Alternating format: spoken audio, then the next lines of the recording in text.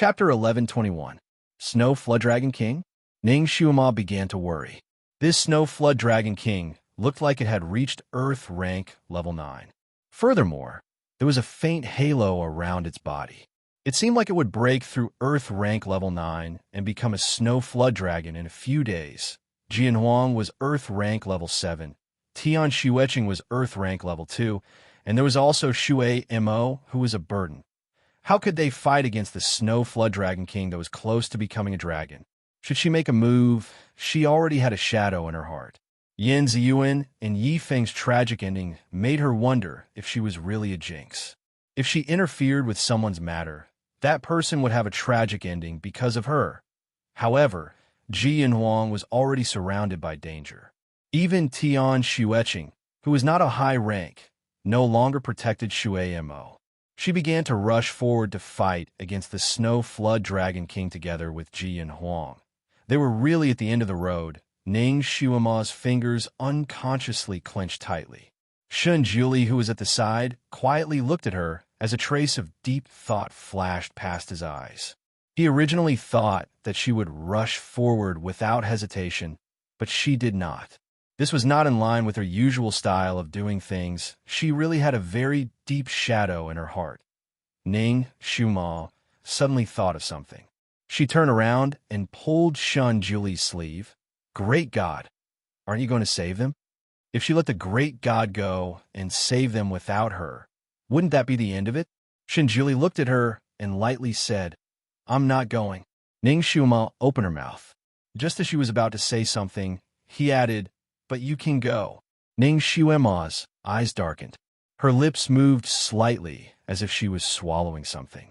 In the end, she lowered her eyes and did not say anything. Shun Juli sighed and rubbed her head. He casually glanced at the situation in the distance and lightly said, "Jian Huang will lose in less than 20 moves." Losing meant death. Jian Huang's entire body was soaked in sweat. When the cold wind blew, his clothes instantly froze and stuck tightly to his body.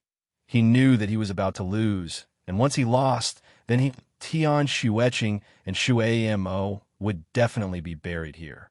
He couldn't lose. Although the gigantic beast in front of him was riddled with wounds, they were all minor injuries. It was still very spirited. On the other hand, his psychokinesis seemed to be running out, and his entire body seemed to be drained of energy. The Snow Flood Dragon was impervious to everything. The swords and sabers only left a shallow cut on its body, which was not enough to endanger it at all. Moreover, the small but dense wounds angered the Snow Flood Dragon King even more, causing its battle intent to soar even higher. The monster looked up to the sky and roared. Looking at the battered and exhausted Su Chun, it seemed to be sneering at him, laughing at him for overestimating himself, laughing at him for putting up a stubborn resistance. Tian Xueqing took advantage of the time when the monster's attention was on Jian Huang to carefully climb onto the Snow Flood Dragon's back. The Snow Flood Dragon was so huge that it almost couldn't sense a tiny person like her. Therefore, Tian Xueqing wasn't discovered by the Snow Flood Dragon King. However, when Jian Huang saw the green figure on the Snow WRM King's body, his eyes widened. Does this woman want to die? He wanted to scold her and ask her to come down, but he was afraid that the Snow Flood Dragon King would discover her. While he was in a dilemma, he saw Tian Xueqing gradually climb onto the Snow Flood Dragon King's back. His face was slightly pale, and he suddenly coughed violently, as if he was injured. When he finally stopped coughing, he awkwardly retreated a few steps. The person in front of him was already extremely weak, and he was about to have a good meal. The Snow Flood Dragon King focused all of its attention on Jian Huang, and every move it made closed in on him. Chapter 1122. Tian Xueqing was also slowly approaching the center of the Snow WRM King's back. She had already seen a small reverse scale on the Snow WRM King's back. That might be its weak spot. Just as Tian Xueqing was about to stab its reverse scale, the Snow WRM King seemed to have sensed something and stopped in its tracks. It let out a furious roar and shook its body violently. It wanted to shake off this person who didn't know the immensity of heaven and earth and trample her to death. The Snow WYRM King's sudden movement caused Tian Shueching's sword to miss its target and only scratch the side of its back. But this time, the Snow WYRM King jumped up as if its tail was stepped on. A pair of wings suddenly grew out of its back, and it instantly flew up into the sky. It shuddered up and down. The scales on the Snow WYRM King's back were slippery, and there was no place for her to grab onto. Tian Shueching hugged onto the reverse scale tightly. The Snow WYRM King had already brought her up into the sky. If she was careless and fell down, she would definitely be smashed into pieces. Ji Yanhuang's face suddenly turned pale. He immediately flew over on his sword, wanting to save Tian Shueching. However, the Snow WYRM King was too fast, and he could not catch up. The Snow WYRM King was a strong snake since birth and was invincible in all snake nests. No creature had ever dared to touch its reverse scale, not to mention being held on by it. It roared angrily and suddenly dived down. Its speed was as fast as a cannonball as it wanted to throw Tian Shueching off. Tian Shueching could no longer hold onto the reverse scale, and her body flew out like a kite with a broken string. The Snow WYRM King stretched out a claw and grabbed her, holding her in its claws. Her arm was cut by the sharp claws, and fresh blood kept flowing out. The Snow WYRM King opened its bloody mouth and wanted to tear Tian Shueching into pieces.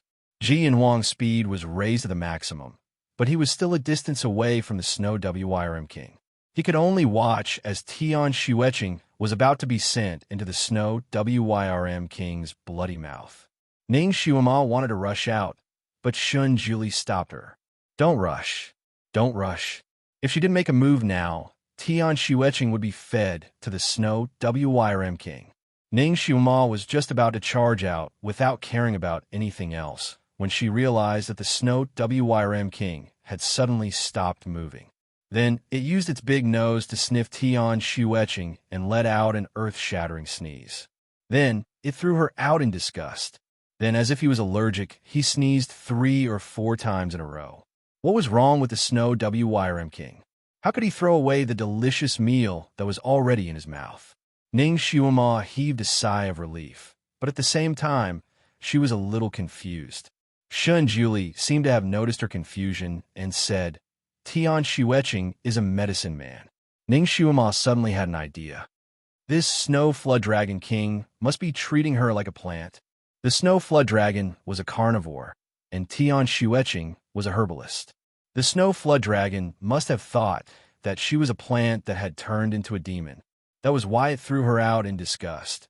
Ji Yanhuang finally caught Tian Shueching before she fell to the ground, but the Snow WYRM King's strength was too great. He carried her and retreated a few steps before stopping. Tian Shueching was in his embrace, and the two of them were very close, but her expression was distant. She looked at Ji Yanhuang and lightly said, Thank you for your highness' help. Ji Yanhuang looked at her in different expression and became angry. He coldly looked at her. Do you think that this king wanted to save you? Tian Shueching's heart ached, but she still smiled. Naturally, you didn't save me. Chapter 11:23. Her life was still connected to Ji Yanhuang's. If she died, he wouldn't be able to live either. If it wasn't for this relationship, with how much Ji Yanhuang hated her, he would have wished for her to die in the mouth of the Snow Flood Dragon. Even she hated herself and hated her identity as a medicine person. When she was sent into the mouth of the Snow Flood Dragon, she heaved a sigh of relief as if she could finally be free. She could no longer think about it, no longer humiliate herself. Unfortunately, the Snow Flood Dragon also hated her aura and threw her back to reality. When Ji Yanhuang saw the smile on Tian Shueching's lips, his heart ached for no reason. He suddenly flung her away and spat out a mouthful of blood. Tian Shueching was completely unprepared and was flung away. She fiercely fell to the ground, and the sharp stones pierced her skin. Blood immediately flowed out, and the sharp pain made her want to jump up. However, Tian Shueching only paused for a moment, and her expression didn't even change. She had endured pain that was 10,000 times more painful than this, so she didn't care about this small injury at all. The Snow Flood Dragon King had already lost interest in Tian Shueqing. It was now interested in Ji Yunhuang, who was obviously exhausted. It was immensely proud of itself and felt that victory was already in its grasp. It suddenly had a cat-like thought and wanted to tease this prey at the end of its road. It opened its mouth and shot out a water arrow. Ning Shuima calculated the speed of this water arrow. It wasn't very fast, and Ji Yunhuang would definitely be able to dodge it.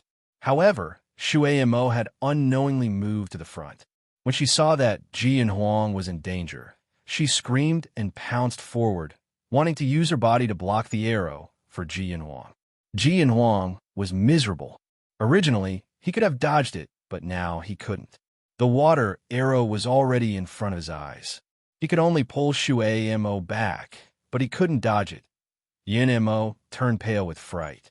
Just as she was about to cry out in alarm, a green shadow flashed by. Shui Mo's body was kicked flying, and Ji Yunhuang was sent flying along with her. Tian Shueqing kicked the two of them away and couldn't dodge in time. She could only raise her hand to block the arrow. The Snow Flood Dragon King's water arrow was very powerful and instantly pierced her shoulder blade. She groaned and retreated a few steps. Blood flowed down her body, and she slowly fell to the ground.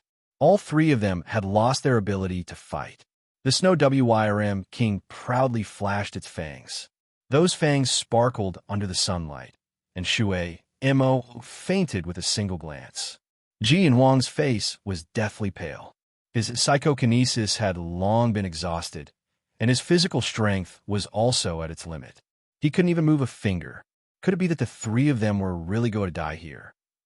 He looked at Tian Shueqing, who was not far away, and a trace of unwillingness flashed in his eyes.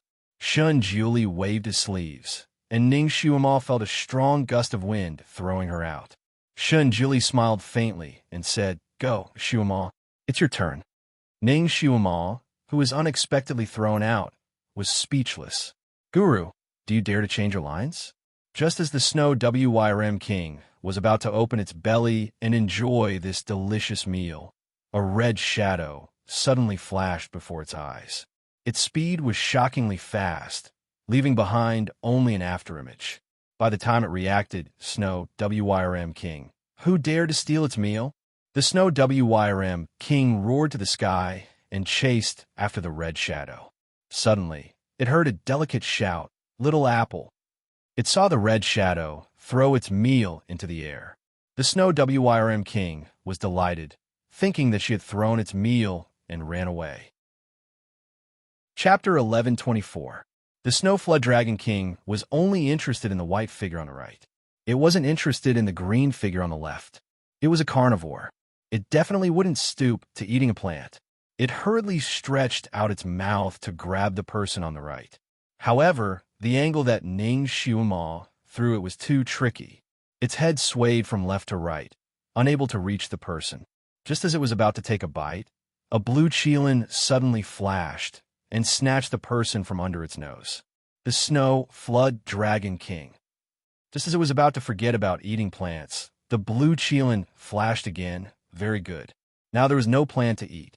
Ning Shuima finally threw the fainted little girl to Little Apple. The Snow Flood Dragon King suddenly grabbed it. Just as it was about to swallow Shui Mo, the blue qilin flashed by like a nightmare. Then it successfully snatched the person from the Snow Flood Dragon King's mouth and ran away. The Snow Flood Dragon King flew into a rage. Ning Shuima looked at Little Apple running towards the great god with the three people. She let out a sigh of relief. That was close. The three people almost became the Snow Flood Dragon King's lunch.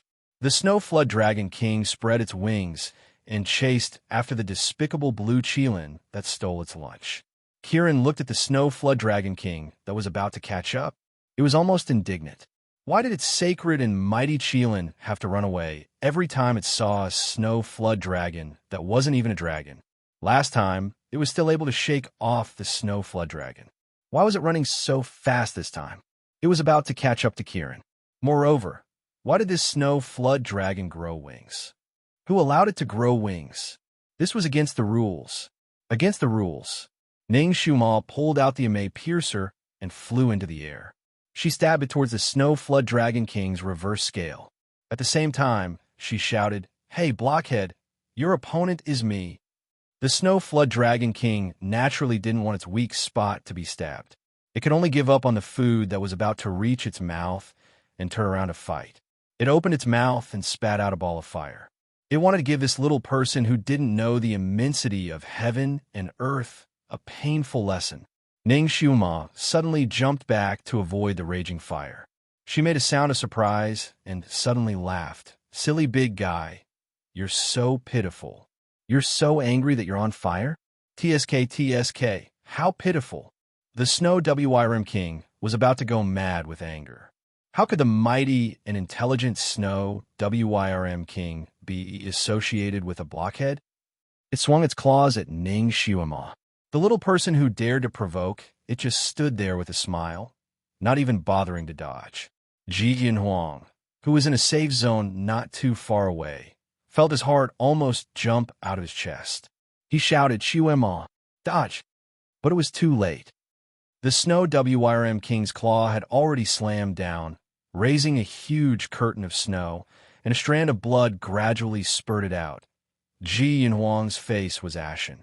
With that claw, would Xiuma still be alive? Tian Shueching's indifferent expression finally cracked. "Xiuma." The Snow WRM King suddenly jumped up with one leg. The claw that it raised was pierced by a wooden spike that was as tall as a person. It fiercely pierced through the Snow WRM King's claw, causing it to jump around in pain. Wooden spike? What was going on? Everyone was dazzled by this sudden change and couldn't figure out what was going on for a moment. A red figure appeared in the sky. Ning Xiuma's red dress fluttered in the wind, her long hair fluttering in the wind. Her smile was beautiful and arrogant. "Silly big guy? Does a leg hurt? You actually dare to slap me?" She was an Earth Stage Level 6 late stage genius. How could she be slapped to death by it? Chapter 1125. She had only used the wood element in the air to create a substitute. That fellow didn't even look at her before slapping her with its claws. Ning Xiuma had read a lot of comics in her previous life. She had already mastered some of the moves in those comics. When the Snow Flood Dragon King heard the sound, it opened its mouth and spat out an enormous water pillar. Ning Xiuma's figure flashed and dodged it. She raised her hand and instantly congealed over 100 wooden swords. With a schwa sound, they flew towards the Snow Flood Dragon King from all directions. The Snow WRM King laughed, as if it was laughing at the fact that she wanted to use small wooden swords to hurt it. Didn't she know that the Snow WRM King's fire could burn off all the wooden swords? It opened its mouth and spat out a fire dragon. The fire burned off some of the wooden swords, but most of the wooden swords pierced into the Snow WRM King's body. The Snow WRM King's skin was rough and thick, so it didn't matter if the swords pierced into other parts of its body. Only its back was guarded tightly, so only a few wooden swords pierced into its body. It was of the fire and water attributes, while Ning Xiuma was of the wood and fire attributes. In this case, the Snow WRM King's attributes could counter Ning Xiuma's attributes. This round of attacks seemed to be ineffective, but Ning Xiuma didn't panic. Instead, her lips curled up slightly. This matter needed to be done slowly. The Snow WRM King spread its wings and flew into the sky. It opened its mouth wide and bit towards Ning Xiuma. Ning Xiuma stood there without dodging. She smiled as she watched the Snow WRM King rapidly approaching her. Just as the Snow WRM King was about to bite down, it suddenly paused. This human tricked it the last time, causing a wooden spike to pierce into its leg. It hadn't pulled out yet. It thought for a while and closed its mouth. However, it didn't expect the human in front of it to be real. Just as the Snow WRM King closed its mouth, a green light suddenly shot into its mouth. The Snow WRM King howled in pain as a long and thick wooden spike pierced its mouth. The pain was unbearable, and it even felt a little itchy. In its rage, it didn't think much and continued to extend its claws, wanting to slap Ning Xiuma to death. The moment Ning Xiuma sent out her wooden swords, she disappeared without a trace. Then, she suddenly appeared right above the Snow Flood Dragon King's back. With lightning speed, she condensed over 100 wooden swords and stabbed them towards the Snow Flood Dragon King's reverse scale. The Snow Wyrm King seemed to have sensed something. It tried to dodge, but for some reason, it suddenly felt dizzy and powerless. Hundreds of wooden spikes pierced into its back, and 4 to 5 wooden spikes pierced into its reverse scale. The Snow Wyrm King howled in pain as blood gushed out from its reverse scale. The Snow Wyrm King tried its best to escape, but its wings were powerless. In the end, it could no longer support itself and crashed heavily onto the ground. Its back hit the ground first, and hundreds of wooden spikes pierced into its flesh. It howled in pain again, but this time, its voice was much softer. The snow under its body had already been dyed red, with a tinge of green. The Snow Wyrm King's mouth also started to spit out blood, but it was all green blood that was suffused with an ominous glow. Ning Shuima's attributes were indeed suppressed by the Snow Wyrm King. But don't forget that she was also a poison doctor. In this half a year of cultivation, she hadn't been idle. She had refined quite a number of poisons. The Snow Wyrm King's back had been poisoned by 3 to 4 different poisons, and the wooden spike in its mouth had been stained with a bottle of poison. Even though the Snow Wyrm King had thick skin and thick nerves, it was still paralyzed by the poison. This gave Ning Shuima the chance to pierce its weak point. Chapter 1126. Today, it had gone against Ning Shuima. In any case, it would either be poisoned to death or stabbed to death. After Ning Shuima saw that the Snow Wyrm King had indeed breathed its last, she clapped her hands and smiled as she gave the great god an okay gesture. It indicated that she had successfully completed her task. Then, she wanted to fly over to check on Tian Xueqing and the rest's injuries. Shun Juli looked at her, flying over in high spirits, and smiled faintly. He waved his sleeves, and a gust of wind blew her back to the Snow Wyrm King's side. Amidst the whistling wind, Shun Juli's voice was exceptionally clear, as though it was right beside her ear. Retrieve the crystal pillar from the Snow Wyrm King's body. Ning Shuima. All right, since the great god had instructed her, she would just do as he said. Shun Juli had unknowingly appeared beside her and was leisurely supervising her. She was panting as she dug out the crystal pillar and asked, "Great God, how are Jian Huang and Tian Xueqing?" Shun Juli casually said, "Don't worry, they won't die." Ning Shuima, all right, as long as they won't die. Kiran flew over with the 3 people on its back. With a shake of its body, it threw the 3 people down. Jian Huang sat on the ground and was about to meditate when he suddenly thought of something. He looked around and saw Shui Mo lying quietly beside him. He was startled and realized that Tian Xueqing, who was supposed to be beside him, was sitting in the snow some distance away from him. Her eyes were slightly closed, and her face was pale. She was quietly meditating. She was severely injured, and her arm and shoulder were still bleeding profusely. Ordinary medicine had no effect on her at all. Only he had medicine that was specially made for medicine men. However, she was avoiding him like he was a fierce beast and was not even willing to stay by his side. Jian Huang's heart was suddenly filled with anger. This must be her trick to make him feel sorry for her. She was even playing hard to get and staying so far away from him. He wanted to see how long she could last. In the end, she would definitely take the initiative to run over. Jian Huang fiercely averted his gaze. He could not be deceived by her delicate appearance. Shui Mo groaned and slowly woke up. When she saw Jian Huang beside her, she abruptly hugged his arm. "Big brother Yin Huang." Whoa, Shimo is so scared. Shimo almost couldn't see big brother Yin Huang again. Jian Huang pulled her into his embrace and comforted her in a low voice. "Mo, don't be afraid. Everything is fine now."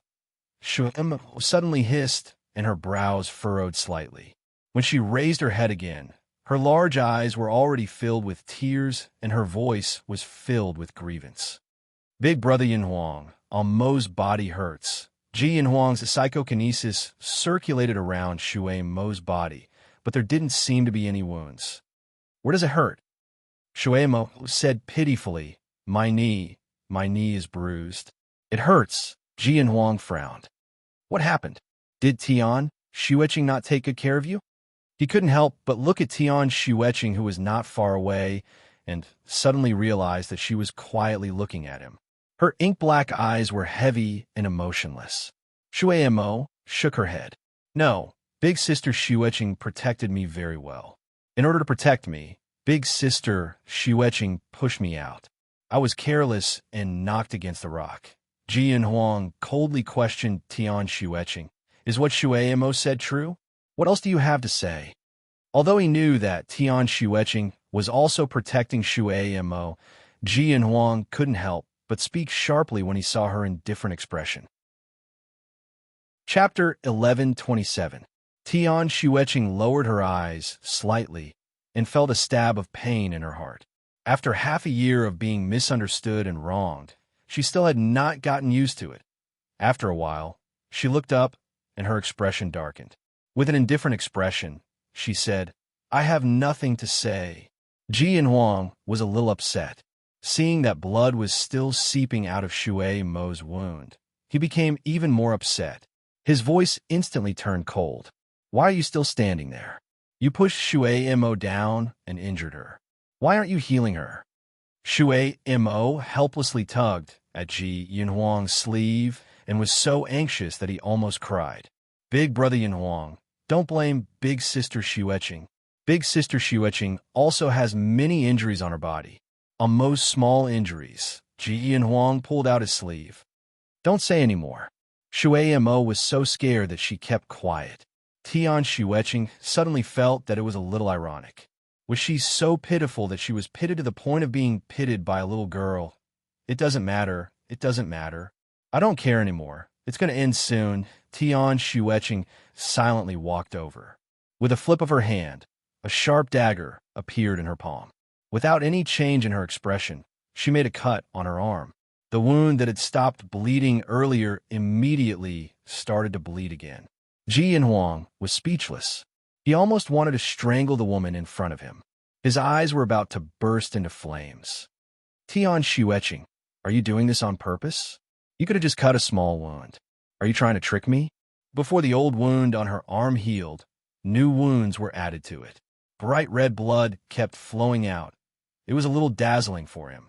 However, as if she did not feel it, she pulled Shuemo's leg over and dripped the blood on her knee. The small wound on Shuemo's knee emitted a faint halo. In the halo, Shuemo's wound gradually healed at a speed visible to the naked eye. It was as smooth as before. After Tian Xueqing finished dripping the blood, her face became even paler. It was almost the same color as the surrounding snow. She did not even look at Ji Huang. She closed her eyes and quietly meditated. Ji Huang was completely ignored. His face turned slightly green from anger. You purposely made this appearance for me to see, right? Tian Xueqing, you are really scheming.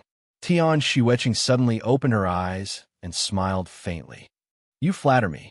Although she was smiling, her eyes were filled with sorrow. How did she and he end up like this? Half a year of being the crown princess was like purgatory, and all of her love had been worn away. Ji Huang choked. After a long while, he threw over a small bottle and coldly said, Don't die on the road. No one will collect your corpse. Ning Xiuma almost wanted to slap Ji Huang to death. What was he saying?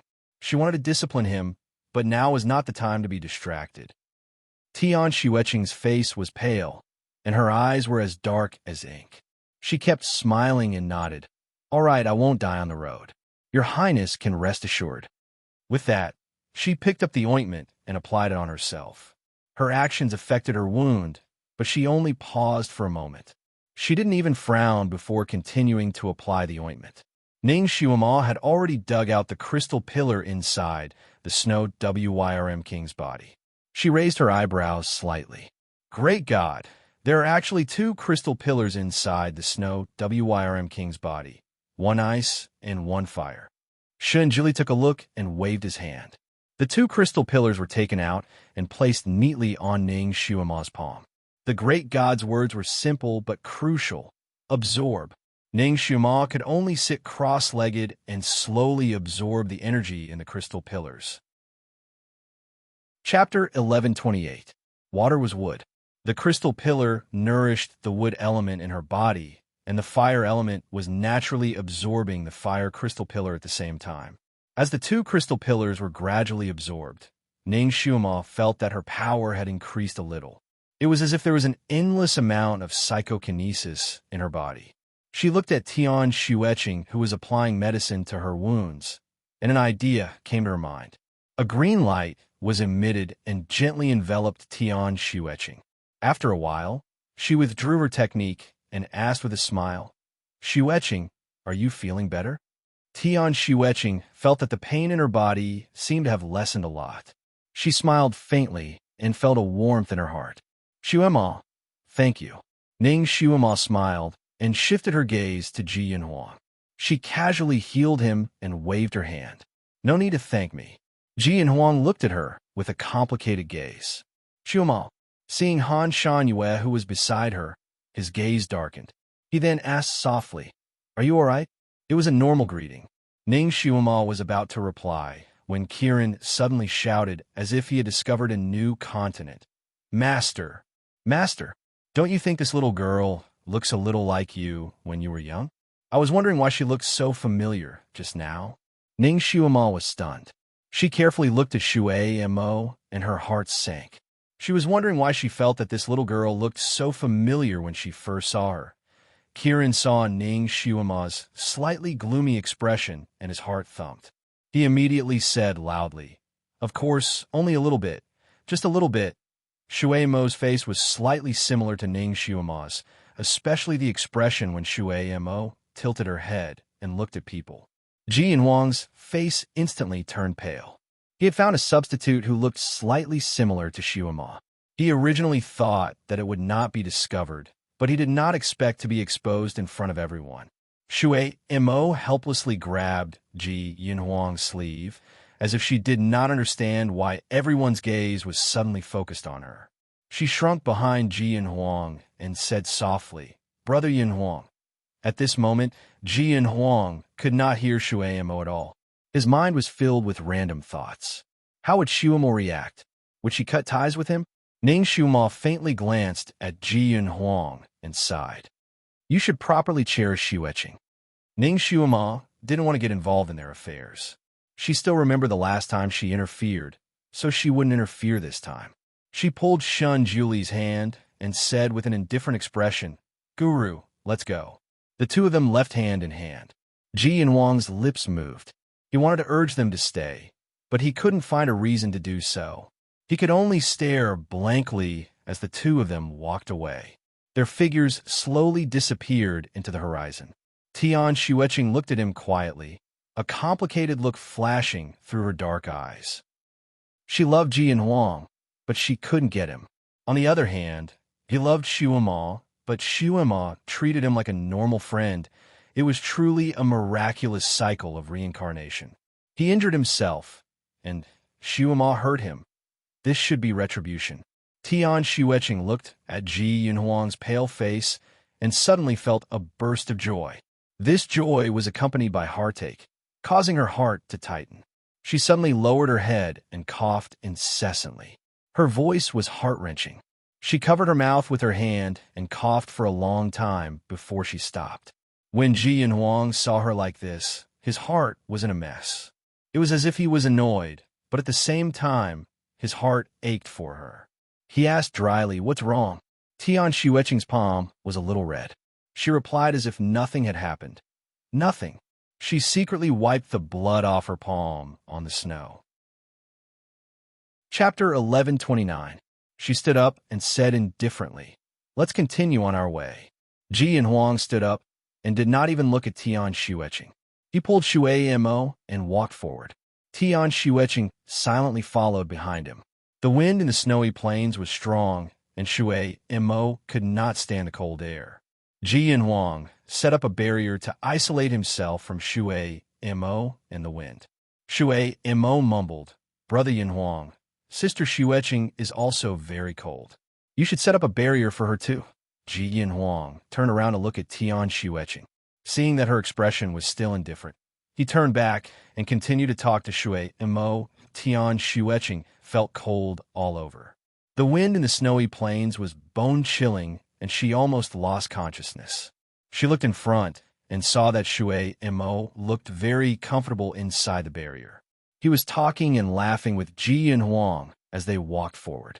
A snowflake fell on her hair. Ji Yin Huang raised his hand and brushed it away for her.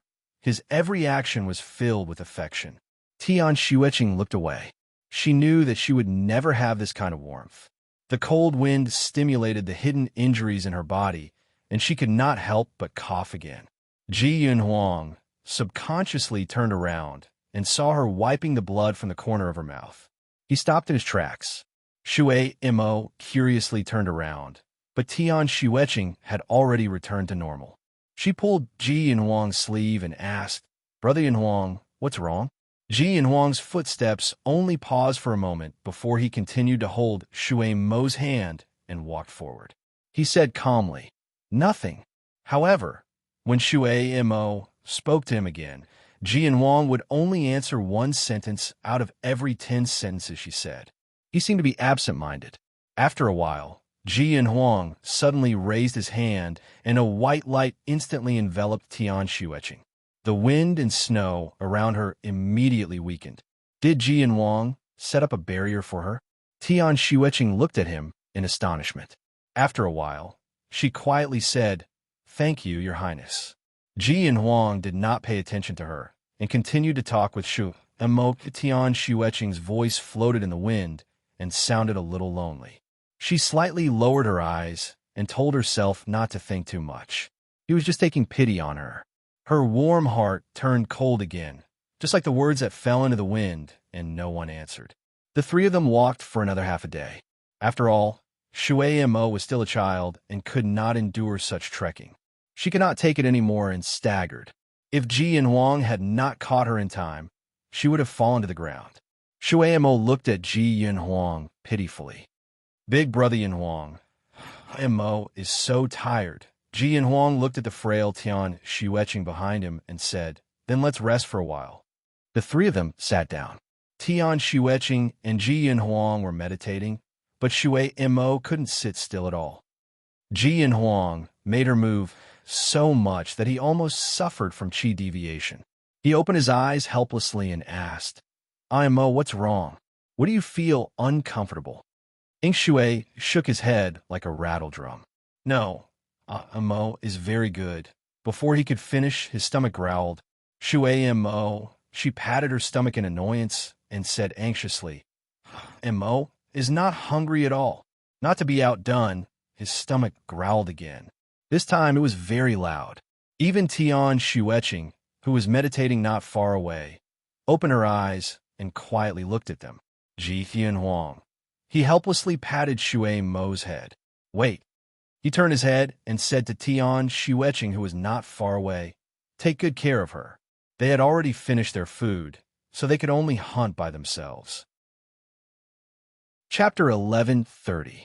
He had just walked a short distance when he suddenly felt the ground shaking. He almost couldn't stand still. Brother Yin Huang, save me." Shui Mo suddenly screamed. Ji Yin Huang turned his head and saw that the ground had suddenly split open and Shui Mo had instantly fallen in. Xueqing was not far from him. She flashed to the edge of the crack and seemed to want to jump in as well. Ji Yin Huang's expression changed. "What are you doing? Get out of the way." However, Tian Xueqing's figure only paused for a moment before she decisively jumped down. Ji Yin Huang only managed to grab a piece of her clothes. With a ripping sound, her clothes were torn apart, leaving only a small piece of cloth in his hand. It still carried the faint warmth of her body. He looked down and saw that the crevice was so deep that he couldn't see the bottom. The two people had already disappeared. Shui Mo, Xueqing. Just as he steeled his heart and was about to jump down, the ground suddenly shook again, and the crack in the ground closed up like a huge mouth. From a moment the ground shook too when the dust settled. Everything happened in less than 10 seconds. In less than 10 seconds, everything returned to normal, but two people were missing. Ji Yunhuang's mind was blank. His mind was filled with Tian Xueqing's resolute figure when she jumped down. What was she doing? Was she going to kill herself to take revenge on him? This thought made Ji Yunhuang's hands and feet tremble. He wanted to use magic to open the crack, but he was afraid that he would hurt the two people underground. In the end, he could only use his hands to open the crack. Tian Xueqing did not jump down to save Shui Mo. She was not so kind and magnanimous that she would risk her life to save a girl who was intimate with Ji Yunhuang every day. Saving her was just on the way. She jumped down because she saw the serene orchid grass on the cliff. This was the purpose of their group. Tian Xueqing had already done the preliminary work. As long as she took the serene orchid grass and fed it to Ji Yunhuang, he would no longer have to be affectionate with her every 2 days. He would no longer have to look at her as if she was his mortal enemy. She would be able to set him free and let herself go. It was time for this petty and unrequited love to end. After she saved Shui Mo, she jumped up and took down the serene orchid grass with a few leaps. She lightly tapped on the cliff and flew up. However, she did not expect the crack to close instantly. She watched helplessly as the path to survival closed before her eyes. She was shocked, and her psychic power dissipated, causing her to fall. Fortunately, she reacted quickly and kicked the cave wall with her toes to slow down the speed of her fall. Otherwise, she would have fallen to her death. Just as they were about to land on the ground, she saw Shu Mo looking at her with teary eyes in the light of the orchids. That look reminded her of the time when she was 14 years old, when she was faced with a treacherous person in despair. He couldn't bear to see her like this, so he pulled her into his embrace. Bang! Tian Xueqing crashed heavily onto the ground. The gravel on the ground pierced into Tian Xueqing's body. Tian Xueqing's face paled. She didn't even need to look to know that her back had been pierced into a mess. Shui Mo was protected in Tian Xueqing's arms, so he didn't suffer any injuries. However, he was too frightened and didn't dare to move. Tian Xueqing felt pain all over her body. She sucked in a breath of cold air and frowned. Her face turned even paler. Shui Mo asked with a trembling voice, "Sister Xueqing, what's wrong?" Tian Xueqing only recovered after a long time. She whispered, "Get down." Shui Mo was stunned for a moment before he scrambled down from her body. He reached out his small hand to Tian Xueqing and said, "Sister Xueqing, let me help you up." Chapter 1131. Tian Xueqing ignored the outstretched hand and slowly got up. Every time she moved, she felt a heart-wrenching pain. She bit her lips until they bled.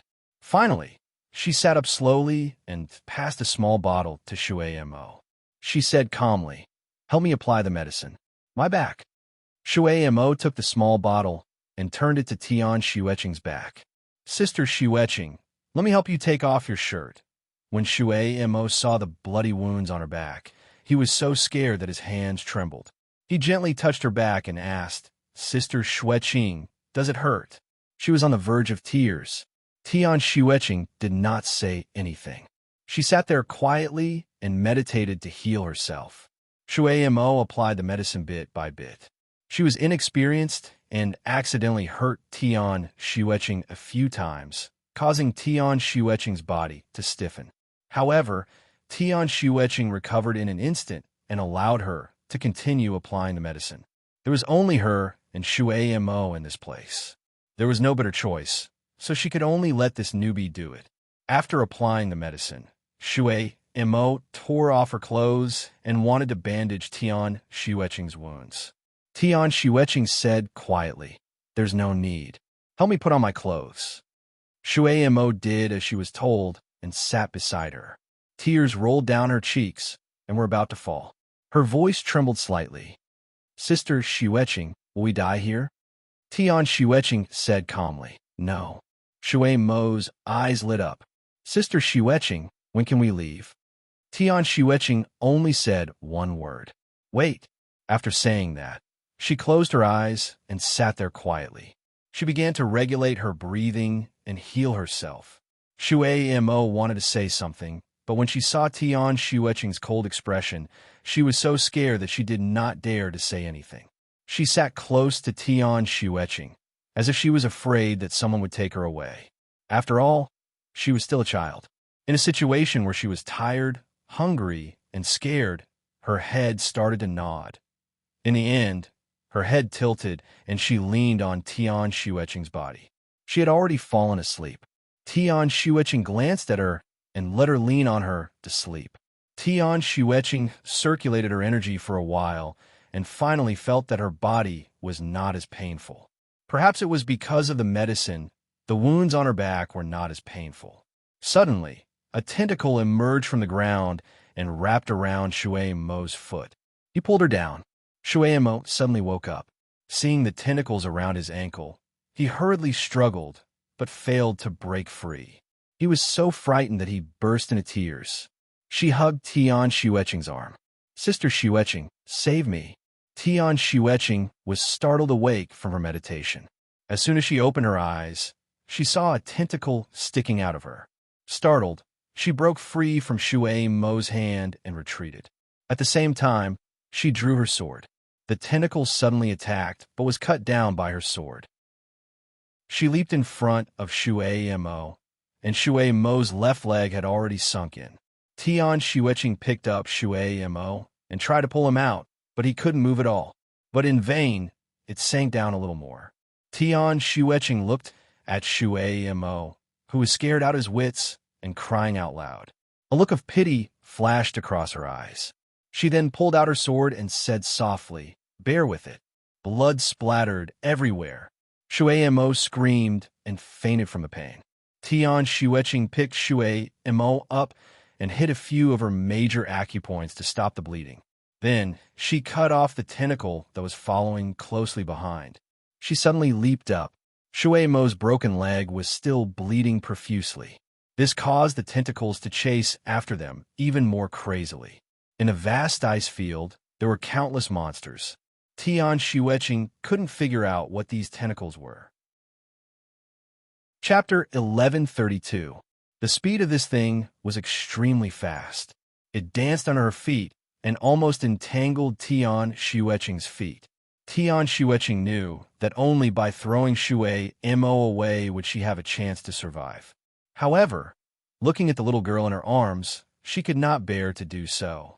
She was the girl that Ji Yanhuang loved and cared for with all his heart. If she died, Ji Yanhuang would be very sad, forget it. She would just do one last thing for Ji Yanhuang. Tian Shueqing hugged Shui Mo tightly. She stepped on the wall of the cave and flew up a little. The number of tentacles below her had reached more than 100, densely packed like snakes as they chased after her. There were a few times when they almost pulled Tian Shueqing down. Luckily, she reacted quickly and avoided them. Suddenly, a ray of light appeared. The ray of light became bigger and bigger, closer, closer and closer. She was already very close to the top of the cave. When Tian Shueqing arrived, the entrance of the cave was already big enough for 2 people to pass through. She suddenly jumped up. Her eyes lit up, but her body suddenly sank. Her heart tightened as she felt a tentacle coiling around her ankle. Shueqing. Tian Shueqing reacted quickly. She threw Shui Mo away and stabbed her sword into the ground. Half of her body was stuck at the entrance of the cave. Ji Yanhuang hugged her with his hands full of blood. His voice trembled as he said, "Shueqing." The moment he saw her head, Ji Yanhuang was ecstatic. He hugged her tightly and tried his best to pull her out. At this moment, Tian Shueqing's body was already entangled with more than 100 tentacles. He could not pull her out at all. He could only watch her body sink bit by bit. Ji Yanhuang hugged her tightly and did not let go. He used so much strength that his veins popped out. However, he was still unable to stop her from sinking. The pain of losing her forever spread wildly in his heart. His voice was trembling as he said, "Shueqing, Shueqing." Tian Shueqing's body sank bit by bit. Ji Yanhuang hugged her tightly, and his body sank as well. "Let go." Tian Shueqing suddenly shouted. If he did not let go, both of them would fall down. "Shueqing." Ji Yanhuang was not willing to let go. He grabbed her tightly and said, "I'll carry you up." If he carried her, both of them could only fall down. Tian Xueqing raised her finger. A bright light flew up and went straight for Ji Yunhuang's chest. Ji Yunhuang was shocked, and his body flashed. Tian Xueqing, who was in his arms, suddenly sank down. Ji Yunhuang hurriedly tried to grab her again, but he only managed to grab one of her hands at this moment. There were 100 tentacles wrapped around her body.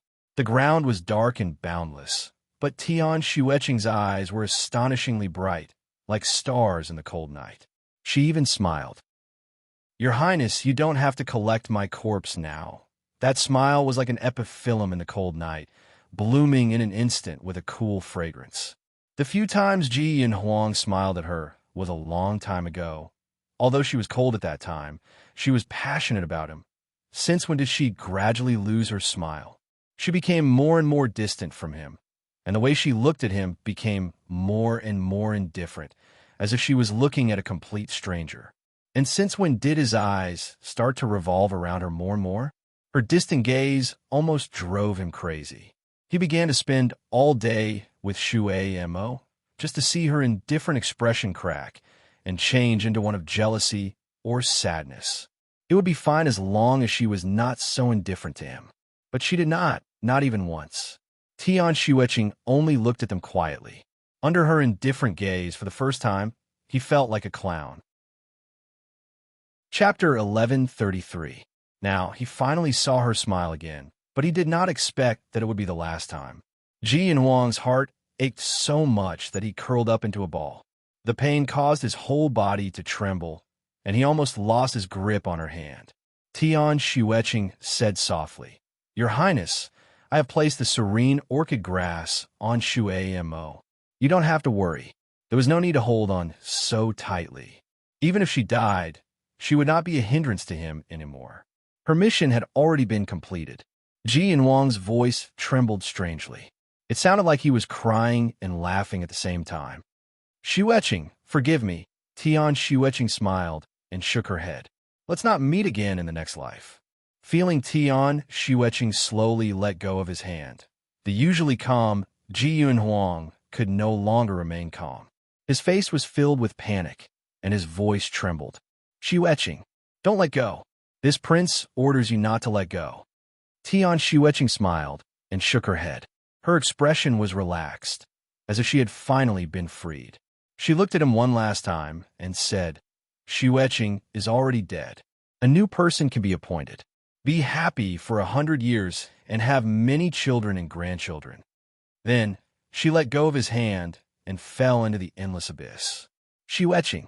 The last thing Tian Xueqing saw was Ji Yunhuang's red eyes and a hideous expression of pain. The crack in the ground that he had painstakingly dug closed again. Ji Yunhuang stood there in a daze. Her last smile flashed before his eyes. He thought that she would pester him for a lifetime and that she would never let go of his hand, but he did not expect that. "Tian Xueqing, didn't you want the position of crown princess? Why did you let go? Why did you let go?" Ji Yunhuang suddenly looked like a madman as he dug at the crack in the ground. "Tian Xueqing, I won't allow you to give up. I won't allow you to give up. Tian Xueqing, come back." Ning Xuema's imperial sword technique was already quite stable. After she and Shun duly collected herbs from the ice plains, they went to several places to train. When the two of them returned to the Sun-Moon sect, 2 to 3 months had already passed. Ning Xuema had also successfully advanced and was now at Earth rank level 7. The two of them went straight to the heavenly sound peak. Shun Juli's sound transmitting talisman suddenly rang. He picked it up and said indifferently, "What's the matter?" Yilu Jing An's gentle voice came from the talisman. "Master, Ji Yunhuang requests an audience." Shun Juli frowned slightly. After a while, he said, "Approved." Ji Yunhuang's sudden request for an audience made Ning Xuema's heart sink. Could something have happened? When Ji Yunhuang walked in, Ning Xuema's eyes widened in shock. Was the person in front of her really that lofty and arrogant crown prince, Ji Yunhuang? His face was pale and haggard, and his eyes were empty. He looked like he had lost his soul. Ning Xuema's heart sank even more. She asked, "Yunhuang, what happened to you?" Ji Yanhuang glanced at Ning Xiuma and revealed a smile that was uglier than crying. Xiuma, Xueqing is dead. Ning Xiuma suddenly stood up. Xueqing is dead. Such a good girl. A girl who loved Ji Yanhuang so deeply was actually dead? Ning Xiuma slowly sat back down her chair. She was in a daze. Ji Yanhuang suddenly started coughing violently, as if he was going to vomit out his heart. Ning Xiuma was speechless. Her fingers slightly tightened. Ji Yanhuang's face was pale, and there was blood at the corner of his lips. He was coughing up blood. It was obvious that his heart was injured. She asked, I heard that Ding Qi had to be with you for 3 years before she could leave. You're so weak now. Is it because she died in advance? Do you want Di Zun to save you? Chapter 1134. Ji Yanhuang finally managed to stop coughing, but when he heard Ning Xiuma's words, it was as if he'd been slapped in the face. His expression changed. No. He took a few steps back, and his voice became even softer. No. He seemed to be crying and laughing at the same time. She found the serene orchid grass for me. It can undo that function. He trembled as he took out a dried bluegrass and looked at Shun Juli, who was sitting on the throne. A glimmer of hope finally appeared in his eyes as he knelt down. Ancestor, I beg you to save Xueqing. I don't want this grass. I only want her back. I beg you. You must have a way. He was like a drowning man who had finally found a life-saving straw. He looked at Shun Juli with eyes full of hope. Shun Juli silently looked at Ji Yanhuang's soulless appearance.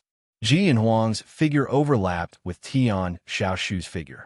That year, the disciple he was most proud of had also knelt down like this and begged him to save Ling Zai. In his previous life, Tian Xiaoshu had regretted it for the rest of his life. In order to make it up to this disciple, he had directly bestowed Tian Xueqing to him in this life. Who would have thought? In the end, the two of them were not fated to meet. Time passed bit by bit. The glimmer in Ji Yanhuang's eyes became weaker and weaker. He was like a drowning man as he said in panic, Ancestor. Shun Juli finally opened his mouth, his tone carrying a trace of coldness. Since you don't love her, why not let her go? Ji Yanhuang's body stiffened. He painfully lowered his head and said in a trembling voice, She is my crown princess. She cannot die. Ning Xiuma secretly sighed. Even now, Ji Yanhuang still refused to recognize his feelings for Tian Xueqing. She faintly interrupted from his side. Crown princess? If you want, there are many women who can be your crown princess. Since you don't love her, what does the crown princess life or death have to do with you? Now that the rules of the cauldron have been broken, you can continue to be a glorious crown prince after you consume this grass. Don't you hate her so much that you want her to die? Now, isn't this more to your liking? Ji Yanhuang closed his eyes. Ning Xiuma was right. He had always thought that he hated her so much that his teeth were itching. But he never thought that she would die. She never thought she would leave so soon. He thought that she would pester him for the rest of his life. He thought that their fates would never be separated. Who would have thought? It wasn't until the moment he saw her sink into the ground that his heart ached. Only then did he realize that she was like a wooden wedge that pierced into his heart. He could no longer pull it out. Unknowingly, his gaze had started to revolve around her. He thought that he had noticed her because he hated her too much, but he didn't know that this hatred was actually mixed with love. Because he loved her too much, he hated her. He hated her for using underhanded means to make him unable to leave her. He hated her for scheming so that she could become the crown princess. He knew that she loved him, but as proud as he was, how could he allow himself to be plotted against by her? As long as the incantation was not removed, he would feel uncomfortable and angry whenever he looked at her. That day, he absent-mindedly accompanied Shui Mo to teach her how to write. When the guard told him that the crown princess wanted to see him, his heart couldn't help but beat wildly. He was both excited and nervous. Ever since Ji Yanhuang and Shui Mo got together, she never took the initiative to look for him again. This time, she must be looking for him for something. She must be plotting something. Chapter 1135. Ji Yinhuang told himself over and over again that he could not be fooled by her. He could not be fooled by her. He tried his best to calm his wildly beating heart and calmly summoned Tian Xueqing in. She was still wearing her sky-blue clothes, and her expression was distant and indifferent as she stood there. She indifferently said, "Your Highness, I will remove the curse for you." At that moment, he was both excited and disappointed. He deliberately said coldly, "Why are you doing this? What are you plotting this time?" Tian Xueqing only smiled faintly. "Xueqing only wants to set your Highness free." Seeing her smile, his heart suddenly ached. He thought that this was probably her plan to loosen the reins only to grasp them better. She knew that with this curse on him, she would not be able to obtain his heart. However, if she removed the curse, he might treat her well and grow old with her. Looking at her indifferent expression, he said dryly, "After this matter is done, this prince will compensate you." Tian Xueqing only smiled faintly. "All right." A light breeze blew past, and she had a faint smile on her face. Her gaze was distant, and her blue dress fluttered in the wind. She looked like a fairy that had accidentally landed in the mortal world and would leave with the wind at any time. Ji Yinhuang suddenly felt a sense of fear of losing her. He unconsciously promised, "This prince will let you be this prince's crown prince consort for a lifetime." Tian Xueqing's gaze was still indifferent, and men, he did not know why, but he deliberately emphasized the words "a lifetime," as if he naively believed that as long as she agreed, they would be together for a lifetime. From the beginning to the end, he did not touch Shui Mo. He only treated her as a younger sister, a tool to stimulate Tian Xueqing. During the trip to the ice field, Tian Xueqing had suffered a lot for the serene orchid grass, but her expression had always been indifferent. Her gaze towards him did not have a trace of emotion. He was terrified. He was afraid. He was afraid that Tian Xueqing really did not have any feelings for him. So he used Shui Mo to stimulate her and scold her. Looking at her occasionally revealing sadness, his heart ached terribly, but there was also a trace of joy. Her sadness proved that she still had feelings for him, but when she was sad, his heart also bled. Every moment was a torment of love and hate. He did not expect that she would be so determined to jump down to save Shui Mo. At that moment, his heart almost stopped beating. While digging through the ground, he was so flustered that his entire body was trembling and his mind was blank. However, he subconsciously thought that when she came out, he must tell her that he didn't care about the serene orchid grass or the ink. He only wanted her. He wanted her to stay by his side forever. The moment she rushed out, he almost wanted to kneel on the ground and thank the heavens. However, very soon, she was caught by the tentacles. He wanted to drag her up, but his whole body was powerless as she slid down with him. Every word of hers pierced his heart, causing him so much pain that his entire body trembled. He couldn't say a single word and could only call out her name again and again with a pale face. He held on her tightly, as if he was holding on to the only salvation in his life. The moment she let go, he felt as if his entire world had instantly collapsed, falling apart. It was as if the one who had fallen into the endless abyss was not her, but himself. He had been abandoned by the entire world, and from then on, he could only spend his days in boundless darkness and pain. He dug 3 feet into the ground, but he could no longer find her, and the endless tentacles. He thought that the venerable emperor would definitely be able to save Tian Xueqing. So he rushed back to the Sun Moon sect as fast as lightning. But he kept hearing that the venerable emperor was busy. Chapter 1136. Thus, he waited bitterly day after day.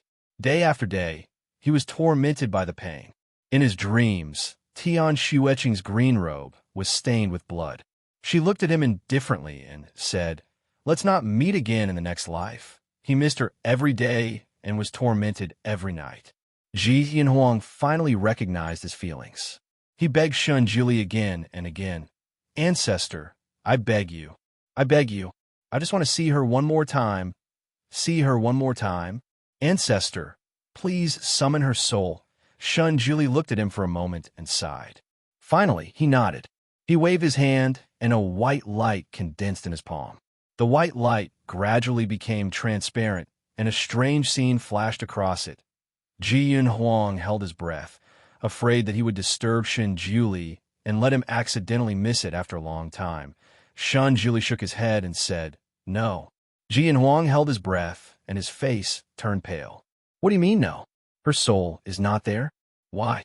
Shen Juli also seemed to be puzzled. After a long time, he finally opened his mouth and said, "If her soul is not there, there can only be two possibilities. First, she is not dead. Second, her soul has already been scattered." Ji Yun Huang sat down on the ground, and his face turned pale. He had seen Tian Xueqing being dragged into the ground with his own eyes. It was impossible for her to still be alive. Could it be that her soul had already been scattered? This thought made Ji Yun Huang's whole body tremble. Had she already completely disappeared from this world? No. Impossible. This can't be the result. He stood up and said crazily, "I don't believe it. I don't believe it. I don't believe that my fate is like this. I don't believe that Xueqing's fate is like this. I must have been cursed. Xueqing must still be somewhere. She must be waiting for me to save her somewhere. I must go and save her." He turned into a ray of white light and suddenly rushed out. In the blink of an eye, he disappeared.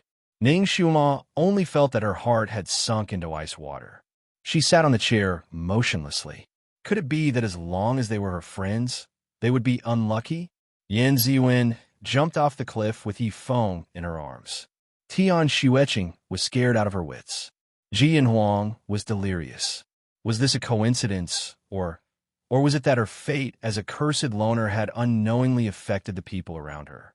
She suddenly felt her entire body turn cold, so cold that even her soul was trembling. She wanted to jump up and hide in a place where no one was around. She couldn't get close to anyone, or that person would die. She did not know when Shen Juli had appeared beside her. He frowned when he saw her dazed look. He put a hand on her shoulder and said, "Xuema." Ning Xuema murmured, "God, Tian Xueqing is also dead. Am I really a jinx?" Shen Juli touched her head. "Xuema, this has nothing to do with you." Ning Xuema suddenly tilted her head backwards, avoiding the great god's hand. She inwardly took a deep breath and forced a smile. Great God! She didn't know how to continue. She was so close to the god. Could it be that she also... This thought made her a little scared. She subconsciously distanced herself from the god. Shen Juli's hand landed on empty air, so he slowly retracted his hand. He looked at her quietly. His gaze was like the surface of a lake, with slight ripples in it. Although she hid it well, Shen Juli could still read the uncertainty and faint fear in her eyes.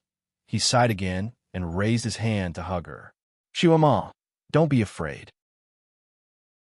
Chapter 1137. Shen Juli stroked her hair again and again, as if he was comforting a child who didn't know what to do. His voice was especially gentle at this moment. "My destiny is hard. You can't subdue me." Ning Xuema suddenly felt a lump in her throat and almost cried, "Guru." The feeling of being held in someone's arms and being comforted in a soft voice was so wonderful. It made her heart feel sour and bitter, but at the same time, she was greatly touched. It was like a warm current slowly flowing into her heart, washing away her anxiety and uneasiness little by little, leaving only a sense of satisfaction and happiness. Ning Xuema tiptoed and gently kissed Shen Juli. With a sigh, she whispered, "Guru, only you." She only had him. Shen Juli responded by lowering his head, hugging her tightly and deepening the kiss. When the kiss ended, Ning Xuema's dark eyes finally had a glimmer of light. She leaned into Shen Juli's arms. "Guru, I only have you now. You're not allowed to leave me. You're not allowed to turn your back on me. You're not allowed to... something." She didn't say the last two words. Her coquettish tone made Shen Juli couldn't help but kiss her again. He kissed her all over until she was out of breath. He lowered his head and solemnly said in her ear, "Xuema, I will never turn my back on you." Ning Xuema leaned into Shen Juli's arms. She smelled the cool fragrance on his body and listened to his steady and powerful heartbeat. Suddenly, she felt sleepy It was like a person who had walked in the desert for days and finally reached an oasis. While it was sweet and wonderful, it also gradually gave birth to a sense of exhaustion after a storm. However, the atmosphere now was so wonderful that she couldn't bear to fall asleep. Shinjili could tell that she was sleepy. He caressed her hair and said, "I'll give you a day off today. Go and sleep." Then, he carried her in a princess carry and sent her back to her room. Ning Xiaomon nestled in his arms at ease. Occasionally, she would raise her eyes and see Shan Julie's perfect side profile. Her heart was in a trance. She was really lucky to be able to make such an outstanding man fall so deeply in love with her. Most importantly, they loved each other deeply. She slowly closed her eyes and fell into a deep dream.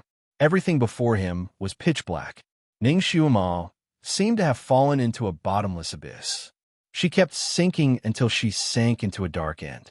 She stood up and suddenly saw a little girl standing not far away in the middle of the black smoke. She was dressed in a bright red dress and was fair and tender. Her facial features could not be seen clearly, but based on his intuition, it should be an exquisite and sweet face. Judging from his figure, he seemed to be around 3 or 4 years old. A childish voice sounded, "You're here." Ning Xiaomon took a step back to put some distance between them. She asked cautiously, "Who are you? Why are you here?" The little girl giggled like a little angel. However, in this empty and silent abyss, it seemed a little creepy. Finally, she laughed enough and said sweetly, "I am you. You and I are one." Ning Xiaomon's heart skipped a beat. Could this little girl be the demon that was causing trouble in her dantian? She was even more cautious, but she did not show it. She also revealed a relaxed smile. "Whose child are you? Why are you talking nonsense?" The little girl did not speak. She just tilted her head and looked at her with an innocent face, motionless. Ning Xiaomon just looked at her quietly with a calm face. She was actually thinking of a countermeasure and how to leave this place. She did not expect that the monster in her dantian would actually take a human form. This was not good news. Chapter 1138. The little girl curled her lips and squinted her eyes like a lazy kitten. "Momo, you are me and I am you. Don't keep thinking about how to deal with me." Ning Xiaomon was startled. This brat knew how to read minds? The little girl stretched lazily and said impatiently, "I said that I am you, so I know all of your thoughts. Don't try to avoid me." There was a hint of mockery in her playful voice. Ning Xiaomon did not say anything. She did not know what to do now. When the opponent knew all of your thoughts, it was definitely a terrifying thing. The little girl stretched out her small hand and grabbed a wisp of black gas and played with it. Her voice was still soft and childish, with a hint of naivety. "Momo, are you really not planning to leave the great god? You will jinx him to death." Ning Xiaomon's heart skipped a beat, but her expression was very calm. She tried her best to empty her mind and not think about anything. The little girl was stunned. Then she clapped her hands and giggled. "Momo is really smart. You can actually empty your mind. But it's useless," her sweet voice continued. "Momo, look. First it was Yi Feng, then it was Yin Zhen, then it was Tian Xueqing, then it was Ji Yin Huang." Her voice gradually became softer. Suddenly, her voice sounded like thunder, and every word was frightening.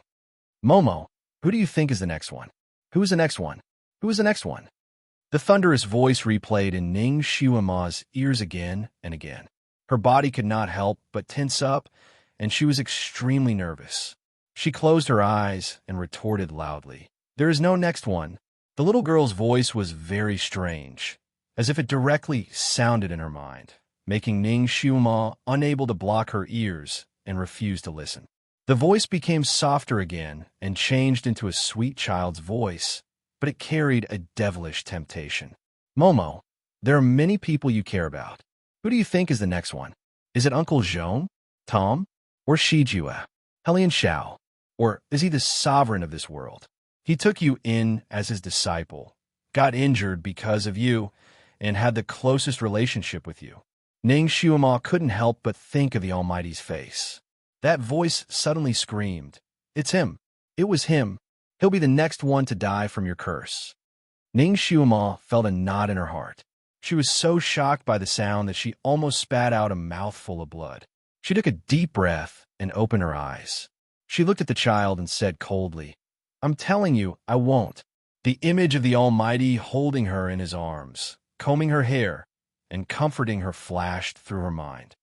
"Xiuma, don't be afraid." Her confidence was boosted, and a warm current flowed through her heart, as though it could cleanse the endless abyss. The little girl raised her eyebrows slightly and revealed a cute smile. "Momo, let's wait and see." With a gentle wave of her hand, Ning Xiuma felt her body become light, and she slowly floated up. She floated higher and higher until she finally touched the light above her. She inadvertently lowered her head and saw the little girl in the abyss standing there quietly. Seeing Ning Xiuma looking at her, she revealed a smile and moved her lips. Ning Xiuma didn't need to read her lips to know what she was saying. "Momo, let's wait and see." Ning Xiuma suddenly woke up with a start and gasped for breath. Only then did she discover that her whole body was drenched in cold sweat. Chapter 1139. She slowly calmed down and used a cleansing spell to dry herself. Then, she got up and poured herself a glass of water. While drinking the water, she sorted out her messy thoughts. The dream just now was still vivid in her mind. She remembered the little girl's words word for word. She said she was her. What did that mean? Was she suffering from schizophrenia? Impossible. Was this her inner demon? An inner demon that had materialized? Could it be that she was a jinx and had a destiny of being an axe soldier because of this little girl in her body? The more she thought about it, the more frightened she became. No, she had to discuss it with the Almighty tomorrow and let him take a look at her. But now, she needed to rest first. Thinking of this, Ning Xiuma slowly laid down on the bed. But when she closed her eyes, her soul seemed to sink. She was so frightened that she opened her eyes. She was definitely having a nightmare. She had to find the Almighty now. Otherwise, she wouldn't be able to sleep tonight. She ran out like a whirlwind and rushed to Shun Julie's main hall. When she reached the main hall, she was stunned. The main hall was still brightly lit. Did the Almighty not sleep?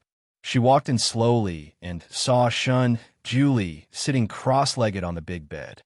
His eyes were slightly closed.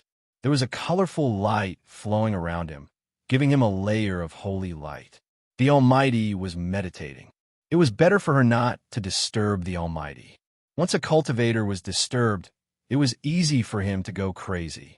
Ning Xiuma knew this very well. She gently climbed to the other side of the bed and quietly hugged her knees as she looked at the Almighty's back. Anyway, she couldn't sleep now.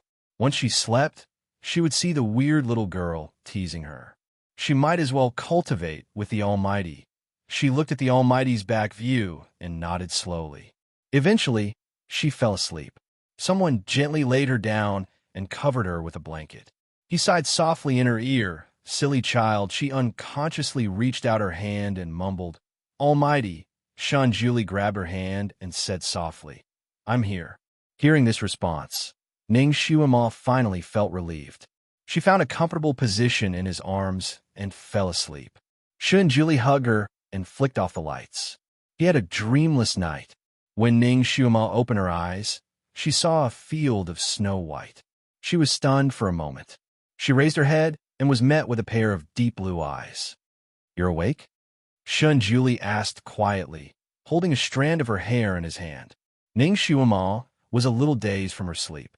She had an ignorant look on her face and looked particularly easy to bully. Shun Julie's eyes darkened.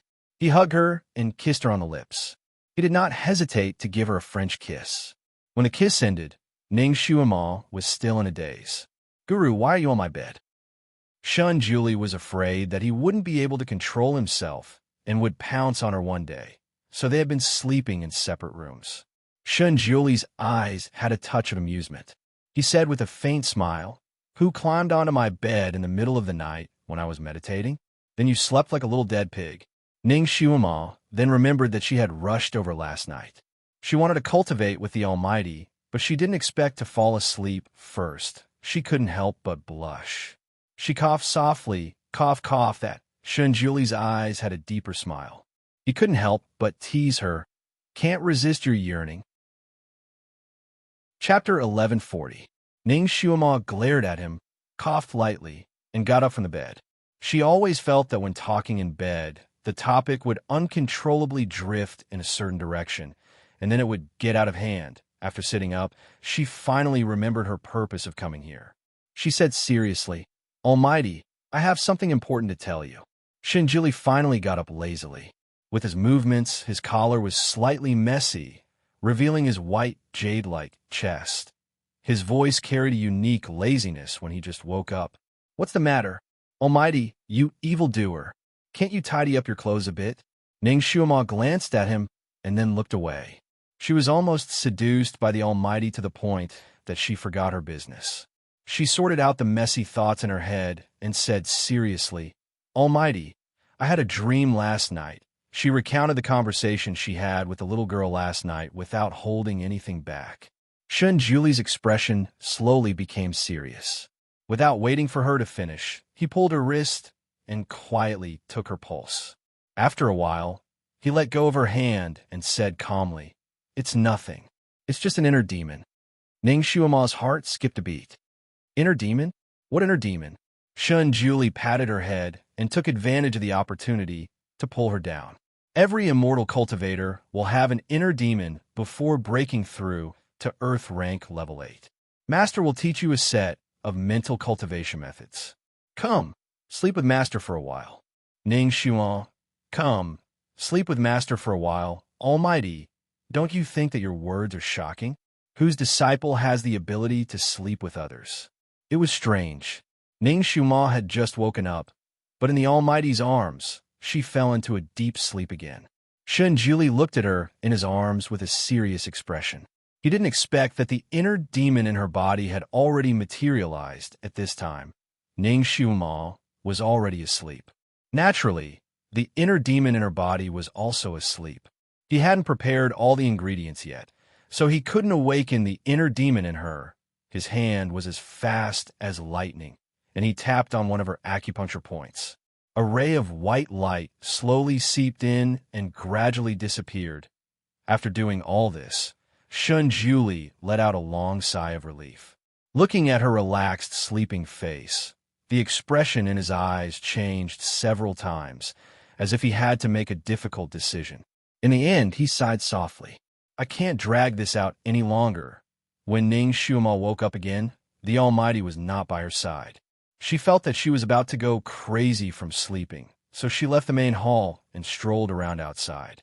Sunset clouds filled the sky above Heavenly Sound Peak, but Ning Xiuma couldn't find the great deity anywhere.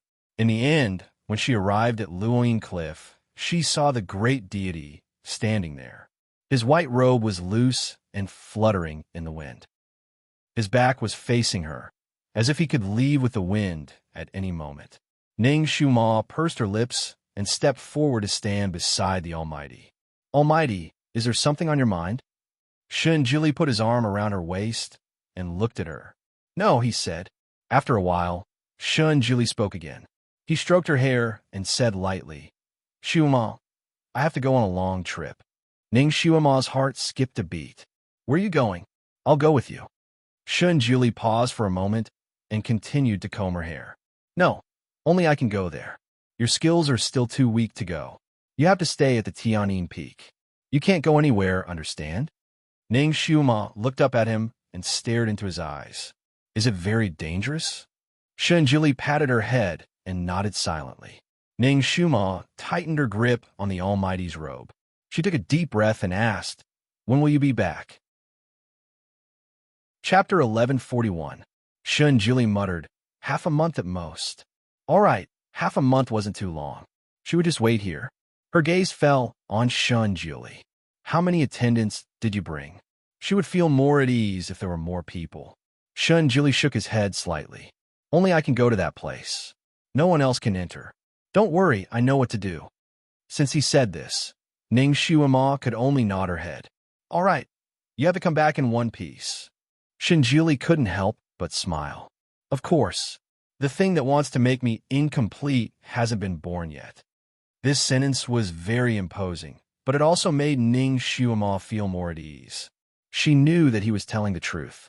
In this world, she really hadn't seen anyone who could be his opponent.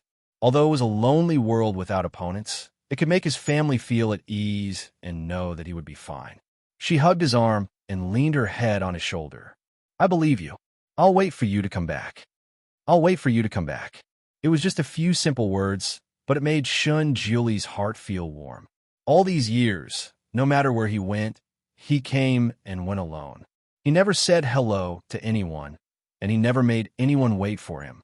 He was as free as the wind. But now there was a warm tie. This kind of tie finally gave birth to a kind of desire. He longed to come back before he even set off. He lowered his eyes to look at her. She had been hugging his arm tightly, as if he would disappear immediately. There was even a hint of sadness in her bright eyes. He couldn't help but laugh. Don't you want to keep a little distance from me? Don't you want a little private space occasionally? Ah, that's true. Ning Xiuma let go of his arm and patted him on the shoulder like a brother. Go, Dizun. Go find what you want to find. The flowers haven't bloomed yet, so you can slowly return. Shun Jili was speechless. He casually pulled her into his embrace, and there was a hint of a smile in his eyes. Do you miss me so much that you can't sleep? The great god also knows how to tease. You know how to say sweet nothings now. Ning Xiuma raised her hand and rubbed his chin. Then she raised her fingertips. It was the standard gesture of a young ruffian teasing a virtuous woman. However, she was a little shorter than Dizun, so it was a little difficult for her to do this. Guru, after you leave, I will eat and sleep well. I will live my own personal world well. She actually liked being alone. Being alone was as free as the wind, and she could go wherever she wanted. He was extraordinarily independent. She didn't know when it started, but as long as she was by his side, she couldn't help but want to lean on him and snuggle up to him. It turned out that when love came, even a strong and independent woman would want a warm embrace to shelter her from the wind and rain. Even she herself didn't believe that there would be a day when she would be like a little bird that relied on others. However, she naturally showed it when she was beside him. She didn't feel uncomfortable at all and didn't feel out of place at all. It was as if this was how it should be. These days, she had been sticking to the great god. They really didn't separate day and night. Other than real physical intimacy, they did everything that couples should do. She really couldn't stand being together all day long. Now that the great god was going to leave for half a month, she really had to plan this half a month and make it more meaningful. She was thinking about what to do in this half a month when Shun Jili patted her head and glanced at her. What are you thinking about? Chapter 1142. I'm thinking about what I should do in this half a month. There seems to be a lot of things to do. I haven't taken a good look around the Sun Moon sect or chatted with the junior disciples. I haven't even met all the senior disciples. This time, I want to visit all of them. Ning Xiuma counted with her fingers. After counting, she suddenly felt that half a month wasn't enough. Great God, you don't have to rush this time. You don't have to worry about me. It's fine even if it takes another 10 days or half a month. Ning Xiuma generously gave him more time. Shun Jili was speechless. He raised his hand and knocked on her head. What are you thinking about? In the half a month when I'm not here, you have to practice hard. You're not allowed to leave the heavenly sound peak. You have to master the heart technique that I taught you. When I come back, I'll check on your homework. If I find out that you're disobedient, I have ways to punish you. Ning Xiuma placed a hand on his shoulder and leaned on him. What kind of punishment? Ning Xiuma asked. What punishment? Shun Jili held her mischievous hand and narrowed his eyes. He seemed to be threatening and teasing her at the same time. I'll torture you until you're better off dead. This sentence could be interpreted in several ways. Ning Xiuma suddenly remembered that these days the great god had some bad habits when they were together. Her heart trembled. The great god looked calm and untainted. In fact, once the great god let loose, he was really unrestrained. Especially when he was with her, his tricks were too much for her to handle. Other than that last step, she had already been devoured by him until there was nothing left of her, not even the dregs of tofu left. Ning Xiuma was naturally not a passive person. Her eyes moved, and her lips curled into a smile. She suddenly raised her head and hugged his neck. She gently bit his earlobe. "Great God, if I listen to you obediently, what kind of reward will you give me when you come back?" Her warm breath lingered in his ears as her small white teeth bit his earlobe. It was slightly painful and ticklish, but that ticklish feeling almost reached his heart. It made him feel as if there was an electric current flowing through his body, and his lower abdomen felt bloated and painful. His eyes deepened, and he pulled this coquettish little demoness off his body. With a casual press, he pressed her down on the stone table beside him. He leaned over and looked in her eyes. "What reward do you want?" His voice was slightly hoarse. Ning Xiaomo blinked. "A reward? Let me think." She was deep in thought when she suddenly thought of something. "Great God, the congealed frost fruit on the Crimson Afterglow Peak tastes pretty good. Why don't you bring it back as a reward for me?" Shun Julie, this bad girl. She had clearly brought up an ambiguous topic and looked like she was going to tease him. Yet, the topic of conversation suddenly changed to this. He smiled and touched her red lips with his finger. "Good. If you are obedient, not only will I bring you the congealed frost fruit, I will also give you a mysterious reward." "How about that?" "What mysterious reward?" Ning Xiaomo grabbed his hand. "Heaven's secrets cannot be revealed, but you will definitely remember it for the rest of your life." Shun Julie kept her in suspense. "All right." The great god always liked to keep people in suspense.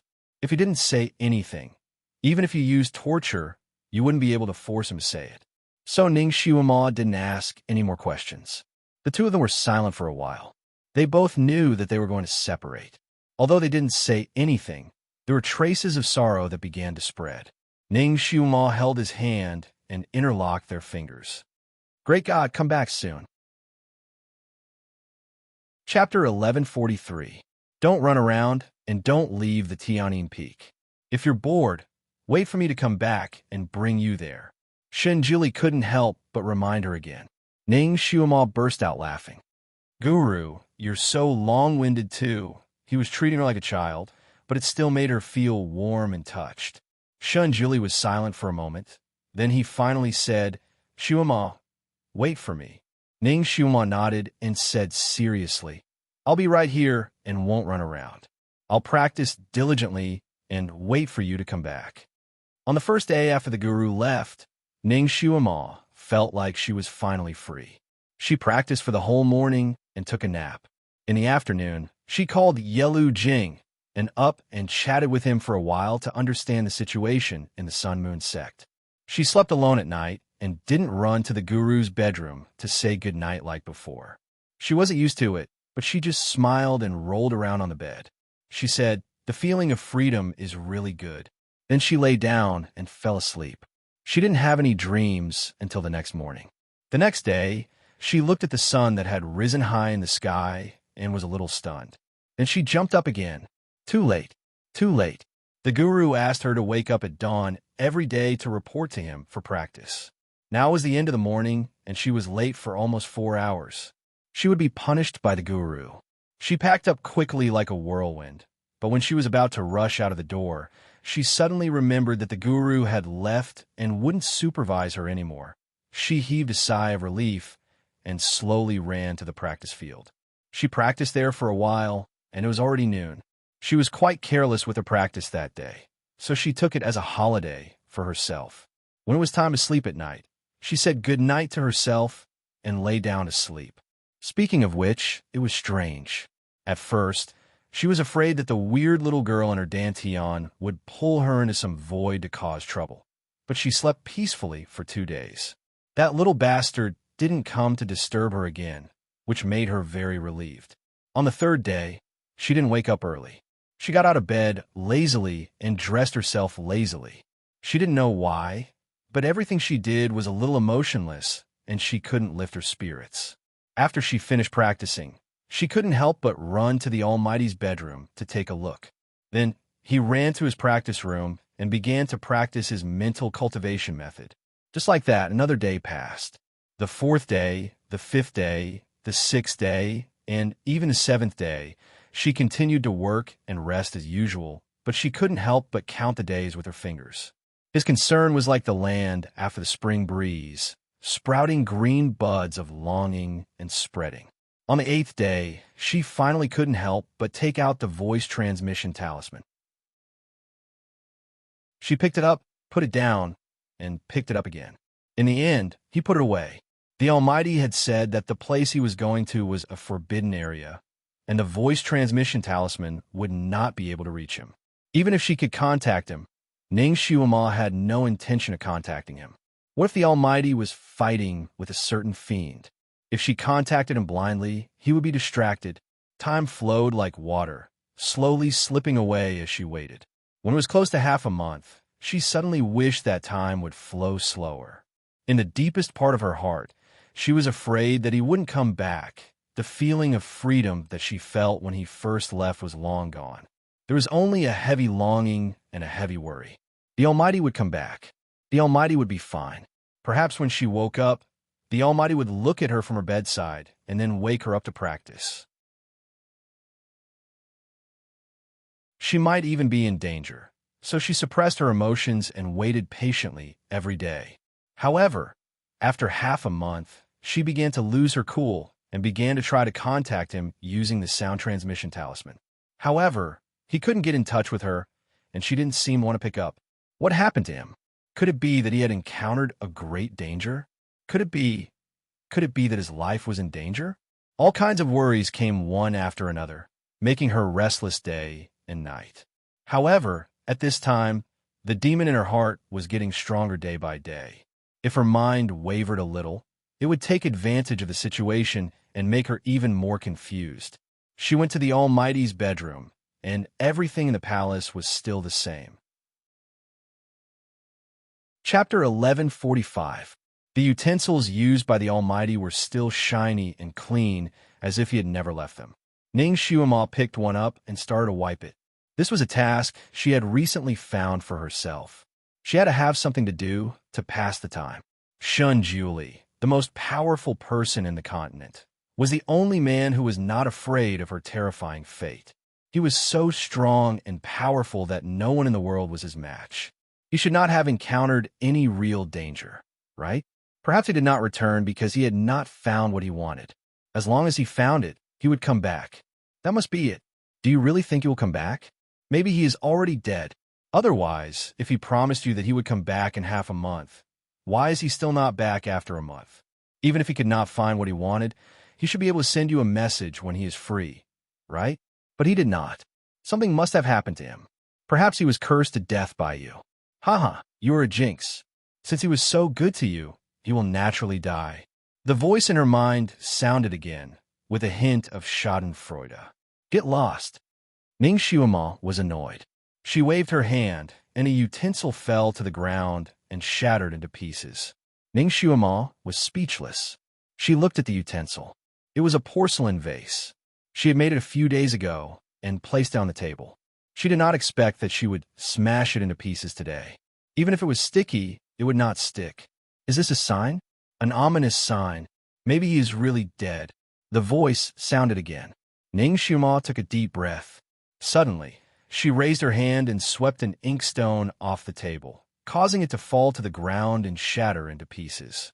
She raised her head and smiled. It was as if she was refuting the voice that appeared in her mind, but it was also as if she was comforting herself. He will be fine.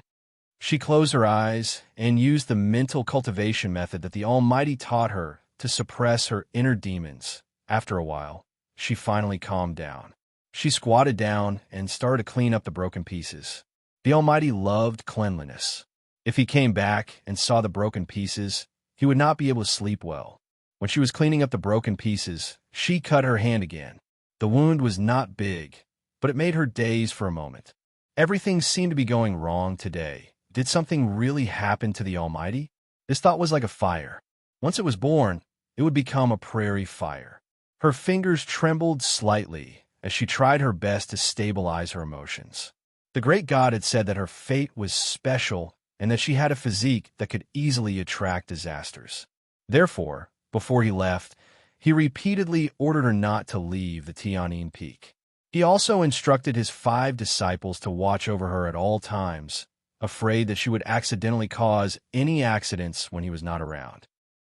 She didn't want to worry the Almighty, so she endured it and stayed on the peak day after day. She really wanted to find the Almighty, but she didn't know where he had gone. She could only wait helplessly. She felt like she was going to turn into a stone waiting for her husband. After cleaning up the debris on the ground, she wiped the other things again. When he was by her side, she didn't feel that time was unbearable, but after he left, she felt a bone-piercing loneliness and longing. She had never been so concerned about someone in her life. It turned out that worrying about someone was so unsettling that it was hard to calm down. Seeing that it was dark outside, she took out the sound-transmitting talisman and tried to contact him again. Still, it was to no avail. The sound-transmitting talisman didn't light up at all. Chapter 1146. Great God, Shunjuli, regardless of whether you found that thing or not, at least send me a message. Even if it's just a hey, it's fine. As long as I know that you're safe, why won't you say a word to me? She simply lay on Shunjuli's bed. Her eyes were wide open, but she didn't dare to sleep. Now, as long as she closed her eyes, she would dream and be harassed by her inner demons. There seemed to be a slight noise at the door. Her heart jumped, and she immediately turned around to look. Then she held her breath. The door creaked open, and a white figure stood at the door. The moonlight gilded his back with a layer of faint silver, and his handsome face was half hidden in the darkness. Although Ning Shuima couldn't see his face clearly, she could recognize him from his figure and temperament. Shunjuli. He finally came back. He still knew to come back. At this moment, Ning Shuima's mind was blown. She was ecstatic, but her heart was filled with grievances. Her nose was sour, and tears welled up in her eyes. Did he know that she was worried to death? Did he know that she was almost crazy from worrying about him? Did he know that she missed him so much that she almost broke down? Before she could think of what to do, she had already jumped up from the bed and fiercely threw herself at him. Great God, why did you come back? She wanted to fiercely shout a few words at him, but just as she said one sentence, her throat seemed to be choked, and she couldn't continue. She directly threw herself into his arms and desperately hugged his waist. Tears flowed down her cheeks, and her nose couldn't breathe. Why did you come back so late? Do you know that I was worried to death? With great difficulty, she suppressed her grievances and wanted to shout a few words at him, but her body stiffened, and she suddenly opened her eyes wide. A sword the color of the moonlight. It fiercely pierced through her chest, accurately pierced through her heart, and came out from her back. That sword was extremely sharp and was a gift from her to him. He had always kept it with him, but now it had become the culprit behind her assassination. The sword was so sharp that she didn't even feel it when it pierced her flesh. By the time she reacted, she was already skewered on his sword like a candied hawthorn. The delayed pain made her face turn pale, and her eyes widened in disbelief. His face was reflected in her eyes. She finally saw his face clearly, and her heart felt as if it had been thrown into ice water. Wu Mo. The person who came was not Shunjuli, but his former substitute, Wu Mo. Wu Mo's figure was exactly the same as Shunjuli's. Even their facial features were almost the same. They were at least 99% similar. If one wasn't the person closest to them, it would be hard to tell them apart when they stood together. The only difference between these two people was that Wu Mo was always expressionless. When his sword pierced through Ning Shuima's body, he didn't even move his eyebrows. He was as cold as a statue. As for Shunjuli, although he was also incomparably cold, he often had some expressions on his face. Ning Shuima had been with him for a long time, so she could tell at a glance. When Wu Mo was punished by Shunjuli and imprisoned in the underground cold prison, Ning Shuima and the Almighty had almost forgotten the existence of this person after they met. She occasionally asked who this Wu Mo was, and the Almighty's answer was somewhat zen. He said that Wu Mo was the one who had been with him for the longest time. Since he could remember, Wu Mo had been by his side as his substitute. Other than that, there was no further explanation. Chapter 1147. The Almighty's explanation was ambiguous. Later on, because of other things, she forgot to ask him again. Later on, when she thought about it, she felt that since Wu Mo had been by the Almighty's side for as long as he could remember, and the two of them looked so similar, there was only one possibility. Wu Mo was the Almighty's twin brother. She did not know why, but he only wanted to be the Almighty's substitute later on, because too many things happened and the Almighty urged her to practice martial arts. She didn't have the time to think about Wu Mo. She only knew that he was punished by the Almighty and was locked up. She didn't expect that he would appear here today. She thought that the Almighty had finally returned. She was so excited that she didn't think twice before throwing herself at him. She was anxious to hug him and feel his real body to soothe her surging emotions. She didn't expect that he would be a substitute. She also didn't expect that he would assassinate her without saying a word. This sword was ruthless and didn't give her any chance to live. It was obvious that Wu Mo really wanted to kill her. At that moment, Ning Xiuma couldn't think too much. Fortunately, she used to be a secret agent and had a strong psychological quality. She could quickly calm down when she received a fatal blow. Almost instinctively, she slapped him with her palm, using the empty-handed blade block technique to attack him. Wu Mo probably didn't expect that she could still fight back when her heart was stabbed. Moreover, her attack was aimed at the enemy's vital point. The angle was tricky and the palm was strong. Even if Wu Mo was in a hurry, he couldn't block her attack. He subconsciously let go of his hand and took a step back. Ning Xiuma also took a few steps back when he let go of her hand. Blood flowed down the sword and dripped on the clean floor like blooming red spider lilies. Her face was deathly pale. She pressed her palm on the hilt of the moonlight sword. She was a doctor herself, so she naturally knew the consequences of being stabbed. Her heart meridian had been pierced, and her life was like a flickering candle flame in the wind, about to be extinguished at any time. Why do you want to kill me? This was what she didn't understand the most. She didn't have any deep hatred with him, right? Although he gave her a lot of problems when he pretended to be Shan Jiuli, he didn't mean to kill her. What was the reason this time? What was the reason for him to use his ultimate move on her as soon as they met? Why was the Almighty's moonlight sword in his hands? Thousands of questions swirled in her mind.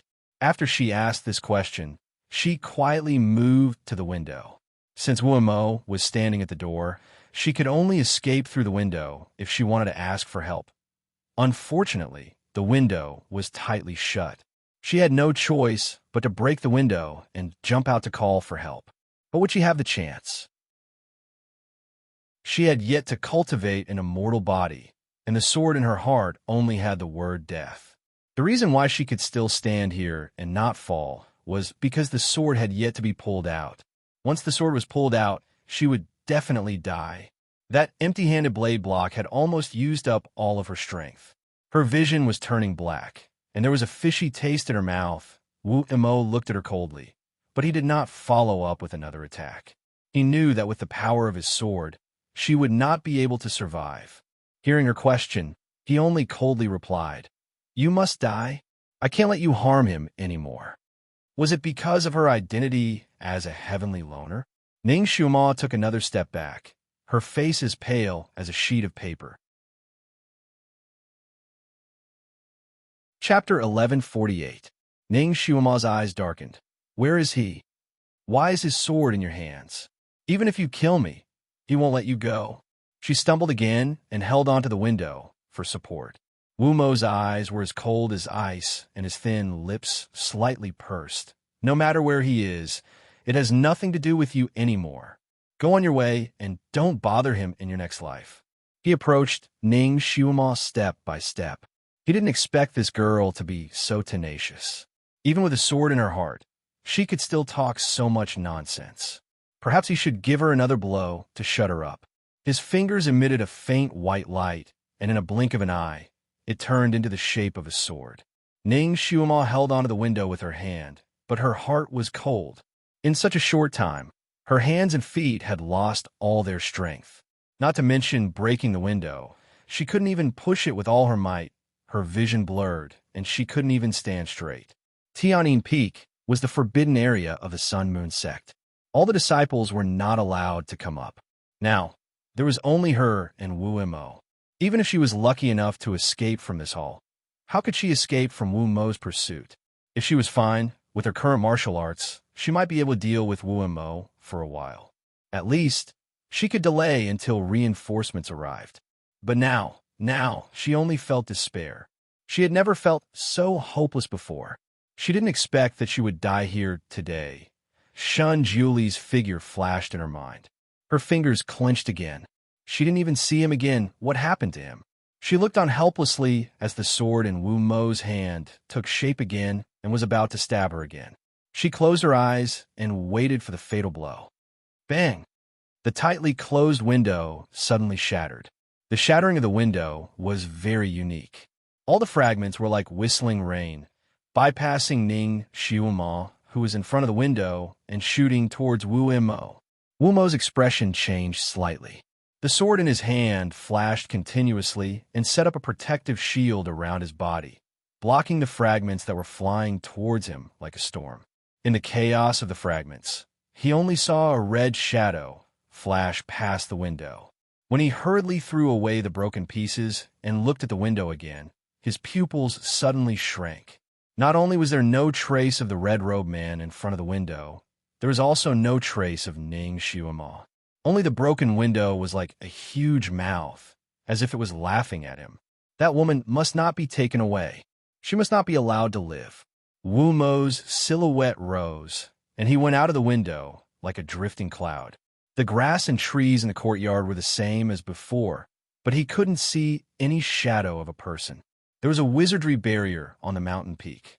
Only disciples of Shun Juli could come and go as they pleased. That person wasn't from the Sun Moon sect.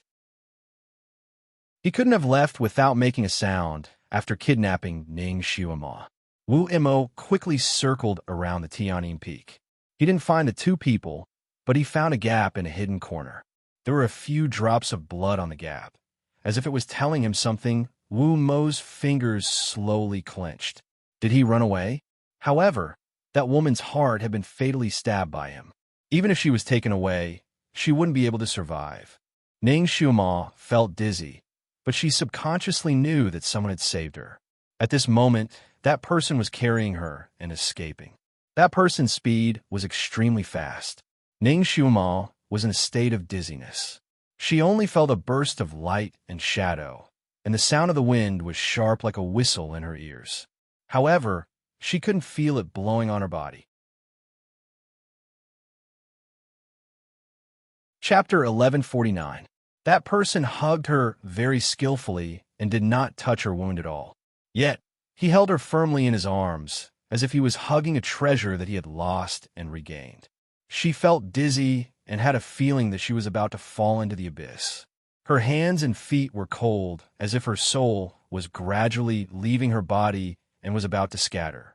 She tried her best to open her eyes, fearing that she would never be able to open them again and fall into eternal darkness. She couldn't die. She desperately told herself in her heart.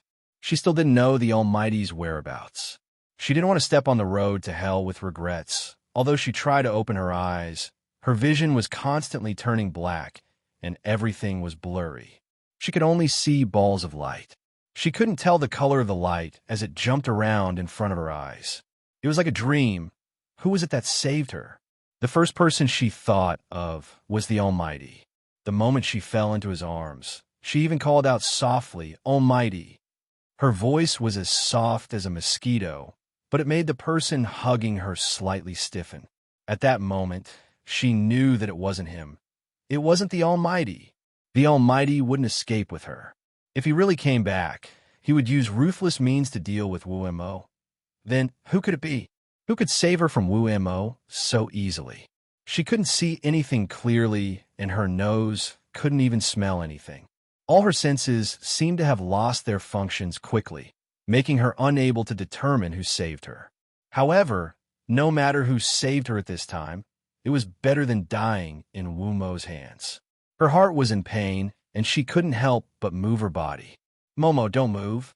A voice suddenly sounded in her ears. Ning Xiuma's body suddenly stiffened and her eyes that were about to close opened again. Shueilon. It was actually Shueilon. Heavens! If she were to fall into his hands, she might as well die. Perhaps because he saw her suddenly widening eyes, Shueilon's arm slightly tightened. Momo, don't be afraid. I won't hurt you in the slightest. His voice was magnetic and gentle as the first stream in March. How could Ning Shuima believe him? She always felt that she couldn't do anything about being in his hands. She was so anxious that her vision turned black and she fainted. She had another dream. In the dream, she directly turned into a woman called Shueimo and took advantage of the night to meet with a man from the Devil Realm. That man urged her to move faster and even showed her a mirror. In the mirror, Shueilon was on the verge of death. His face was as pale as a ghost. The man told her that Shueilon only had half a month left to live. If she couldn't get that thing, Shueilon's soul would scatter. The man from the Devil Realm then left. Shueimo turned around and returned. She was preoccupied with her makeup in front of the mirror. Shinjuli appeared behind her and skillfully combed her hair. Seeing that she was absent-minded, he asked her what was on her mind. Shueimo turned around and threw herself into his arms. Like a child, she arched against his chest and asked him jokingly, Julie, how much do you like me? Julie looked down at her and rubbed her head. Every time you act like a spoiled child in front of me, you want something. Tell me, what do you want now? Shueimo blinked her eyes and pointed at his chest. She said confidently, I want your heart. Will you give it to me or not? Chapter 1150. Julie took advantage of the situation and pulled her into his arms, kissing her lips. Isn't my heart already yours? Shueimo hugged his neck and held his hand, kissing him again. Let's make it clear, your heart is mine. You're not allowed to give it to anyone else. The two rubbed each other's ears for a while. Shueimo seemed to have thought of something and pursed her lips. However, I heard that gods have 9 lives. In other words, you have 9 hearts. If you give me one, you'll have no place to put the other 8. Julie bluntly knocked her forehead. You're talking about cats. Cats have 9 lives. Little girl, don't use idioms. Shueimo chuckled. So you're talking about cats. But if cats have 9 lives, then aren't you more powerful than cats, Julie? How many lives do you have? Julie picked her up and walked outside. Gods don't age or die. How many lives do you think I have? Shueimo's eyes moved slightly. She yawned lazily and hugged his neck like a lazy kitten. Countless. It's good to be a god, to have countless lives to play with. The two chatted and laughed. She let him carry her away. After a moment, she looked around in puzzlement. Julie, where are you taking me? Julie kept her in suspense. Guess. The pond full of green lotuses bloomed. Julie led her to a lotus path. At the end of the lotus path, there were beautiful jellyfish swaying back and forth. The scenery here is so beautiful. She couldn't help but dance in circles on the lotus. Julie held her hand and stepped on the jellyfish. There's something even more beautiful. Finally, Shueimo saw a jellyfish-shaped dark blue dreamlike castle. She was stunned for a moment, as if she was looking at a childhood dream. This, Julie. So you also have such childish taste. Julie's eyebrows twitched. He glanced at her. Didn't you say you didn't have a childhood? Didn't you say you didn't know what a childhood dream was like? Shueimo was stunned for a moment. So you prepared this castle for me. Do you like it? Julie looked down at her condescendingly with an expression that said, Try saying you don't like it. Shueimo didn't say anything.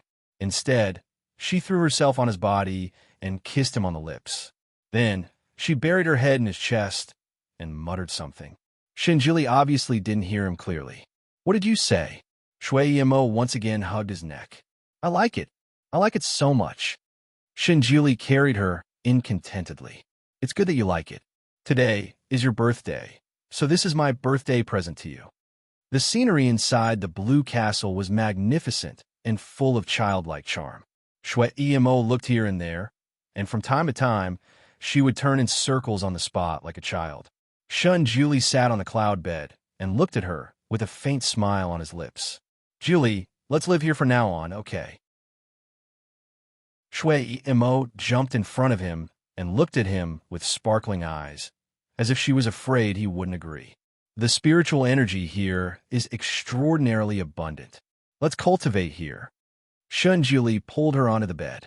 The moment he kissed her deeply, he replied with a single word, "Okay."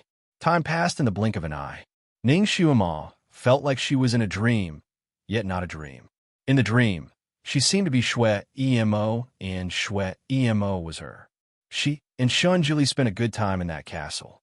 The two of them lay side by side on the cloud bed and looked at the stars. They watched the clouds in the sky move and move. They sat together on the cloud bed and cultivated. Of course, they loved each other. Chapter 11:51.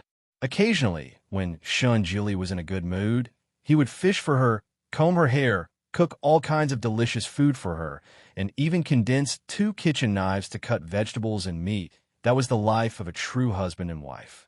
That kind of time could only be described with one word: sweet and sweet. Scenes of happy life were like fast-forwarded movies, playing out one after another. Ning Shuima was almost intoxicated in that kind of life. Of course, Ning Shuima also felt that she was drifting away. For example, although she had transformed into Shui Yimo, she could never understand her feelings. She always felt that Shui Yimo seemed to have a lot of things on her mind, but she hid it very well, so it couldn't be seen from her appearance. Finally, one day, Shunjuli received a message from his disciple. The immortal world's emissary wanted to see him, saying that the devil ancestor had led a group of demons to wantonly invade the immortal world. They asked the supreme divinity to once again kill the devil ancestor and get rid of evil for the 3 realms. Can you not go? Shui Yimo hugged his arm, obviously not wanting him to go. Shunjuli rubbed her hair. I owe the immortal world 2 favors, and I've already repaid them once. This is the last time. Obediently wait for me here. I'll be back in half a day. Then I'll go too. Shui Yimo's attitude was firm. Shunjuli looked down at her, as if he wanted to see something in her eyes. Her eyes were clear, more transparent than crystals, and she insisted, I must go. Good. Shunjuli finally agreed. You tidy up, this king will wait for you outside. Shui Yimo waited for Shunjuli to go out, then quickly began to tidy up the things in the castle. She even put away the 2 kitchen knives and put them in the side room. She paused in the room for a moment, then turned around and strode out. The wind and rain were gloomy, and dark clouds covered the sky. In the wilderness, the people of the immortal world and the devil world were fighting fiercely. The sound of the zither came from the red palanquin at the very back of the army. It was like the scythe of the grim reaper flashing by. The people of the celestial realm used all kinds of magic weapons to resist, but they were still forced to retreat. Some of the weaker ones had their magic weapons shattered by the sound of the zither and turned into ashes. When Shui Mo arrived with Shunjuli, she saw this scene. Shunjuli sat upright in the air. With a wave of his hand, a zither appeared on his lap. After a few clangs, he began to fight with the demonic sound.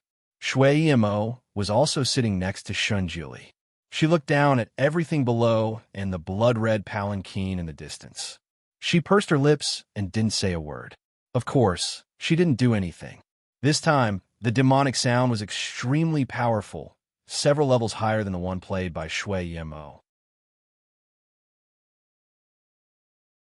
He was actually able to match Shunjuli for the time being. The 2 kinds of zither sounds went back and forth, colliding in the wilderness. Even the originally calm air was shattered by the sound of the zither, and the dark clouds in the sky crazily rotated.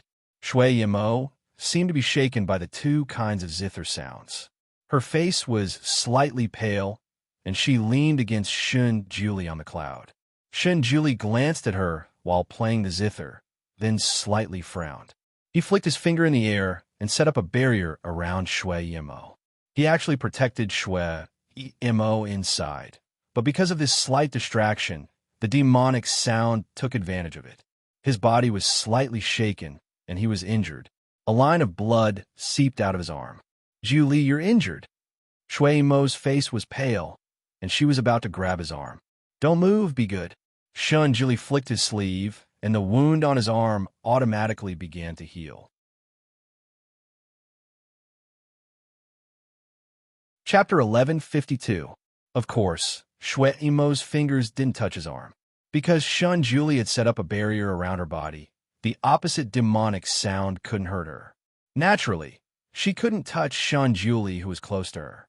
The two Guqin sounds continued to fight in the air. Not knowing why, Ning Shuima was somewhat panicked. Her heart was raised high, as if something that could reverse fate was about to happen, but she was powerless to stop it. Anxious, her vision turned black.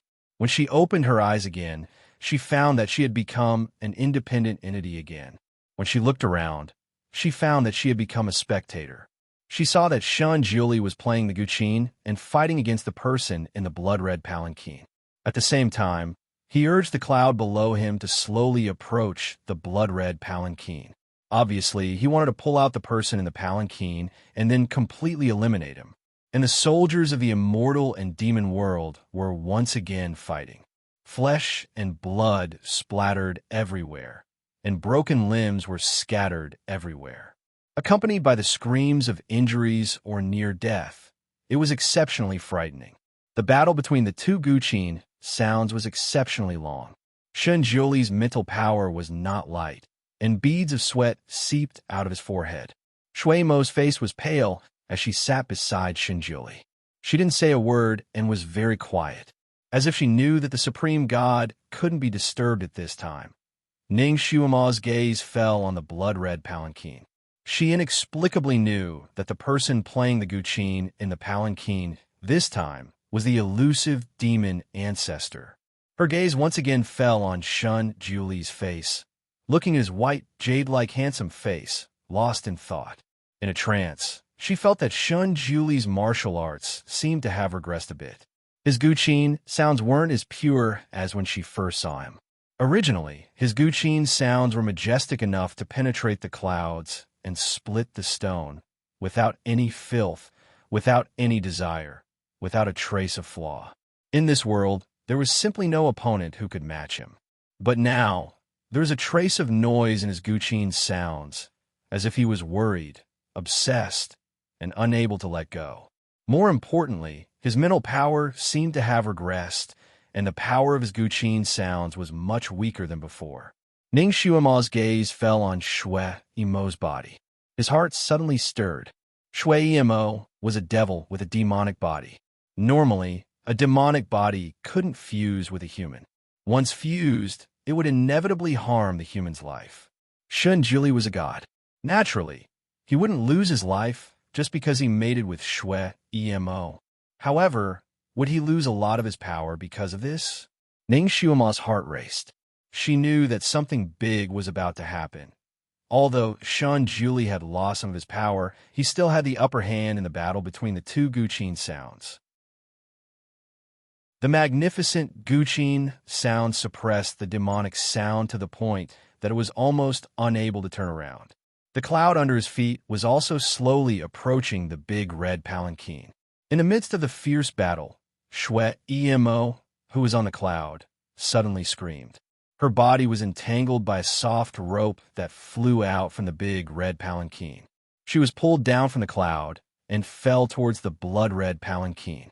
Shun Julie's complexion changed slightly. His figure moved, and he followed suit. Demonic sound took the opportunity to clang several times. Countless sound waves shot towards Shun Julie's body, seemingly wanting to stop him from chasing after her. The faint blue light waves hit his protective barrier like water waves. His complexion also turned pale. However, he didn't have any intention of retreating. Instead, he chased after even faster, even more urgently. Finally, just as Shui Mo's body was about to be pulled into the blood-red palanquin, Shun Julie caught up with her. He held her in his arms. Just as he waved his sleeve to cut off the soft rope binding her body, his body suddenly stiffened. Chapter 1153. A short blade pierced his heart. There were 2 grooves on the blade, and a line of blood quickly flowed down the grooves, flowing into Shui Emo's sleeve. Ning Xuma's heart instantly fell into icy water. Shui Emo actually killed the great god. You? Shun Julie's deep blue eyes were like a stormy sea, falling on the face of the girl in his embrace. It seemed as if he didn't believe it, but also seemed as if he was disappointed. He was still holding her, his hands clenched into fists behind her back. A faint white light flickered, as if he wanted to do something, but couldn't. Shui Mo's face was snow white. It was unknown whether it was because of the injury or because of fear. Looking at him in his embrace, she said in a flat voice, I said, I want your heart. You also promised me. I only want your heart's blood. Then you were all fake to me. Shun Julie's face was even paler. Shui Emo lowered her eyes, her eyelashes slightly trembling, but her voice was cold. Yes, it was all fake.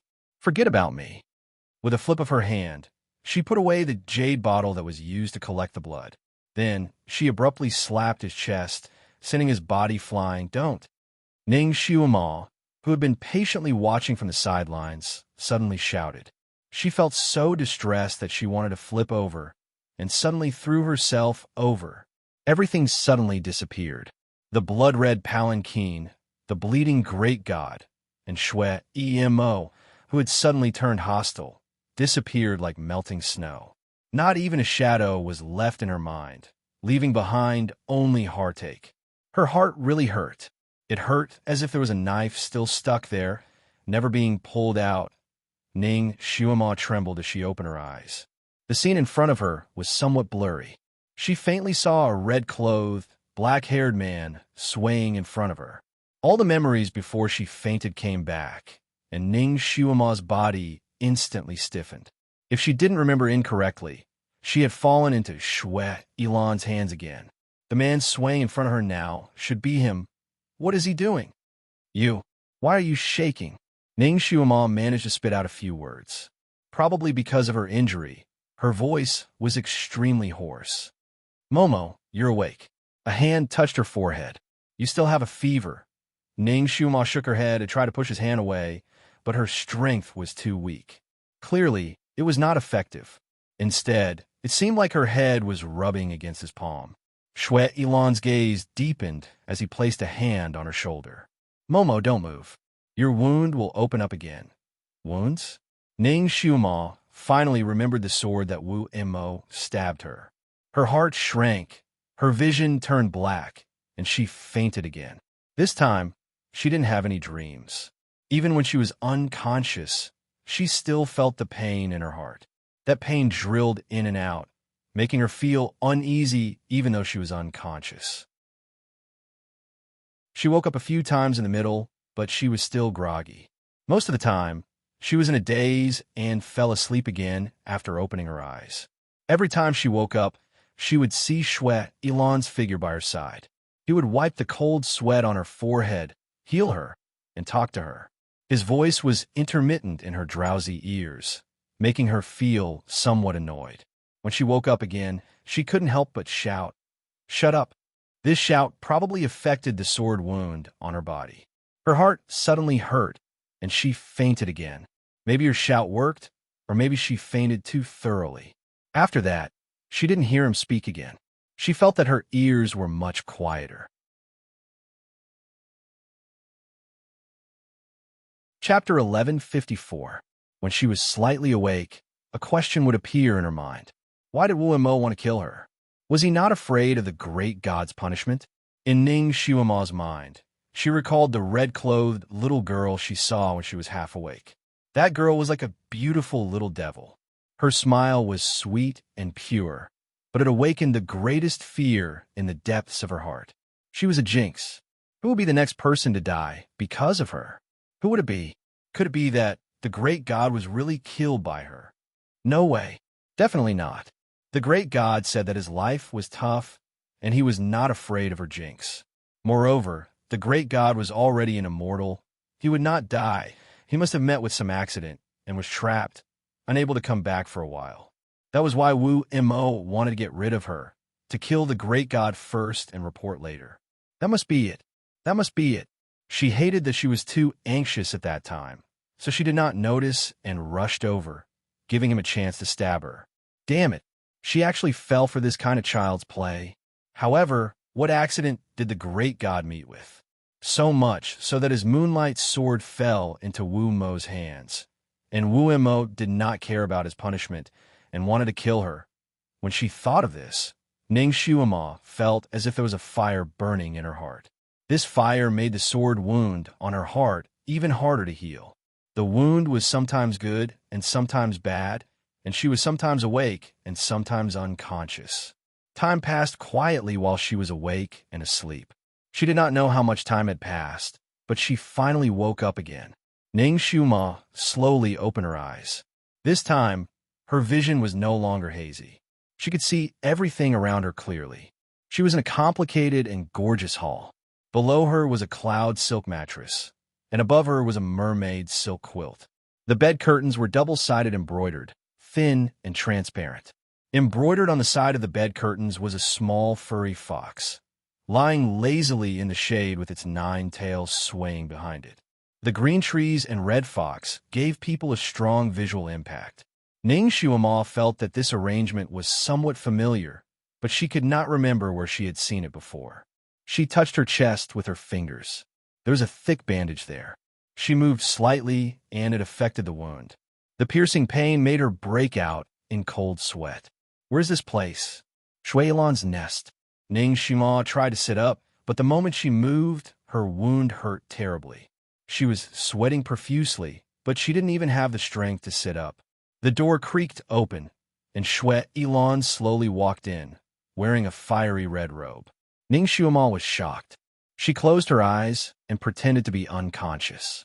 She could sense that Shui Ilan had walked up to her bed, but he didn't move for a long time. Ning Shuima tried her best to control her heartbeat. She could sense Shui Ilan's presence. He was standing just one step away from her bed and had not left. What was he going to do? Ning Shuima had goosebumps all over her body. However, she forced herself not to move. This person's actions were too unpredictable. Ning Shuima had never been able to understand his personality, so it was hard for her to guess his goal. She couldn't get up right now, so she didn't have the strength to resist him. She could only pretend to be unconscious, hoping that she could fool him and quickly leave. Was this bastard going to turn into a fossil in front of her bed? Ning Shuima couldn't help but curse in her heart, but she still closed her eyes. She was very good at pretending to be unconscious. If one wasn't a professional, they wouldn't be able to tell if she was awake or unconscious. Shui Ilan suddenly sat down beside her, but he didn't move for a long time.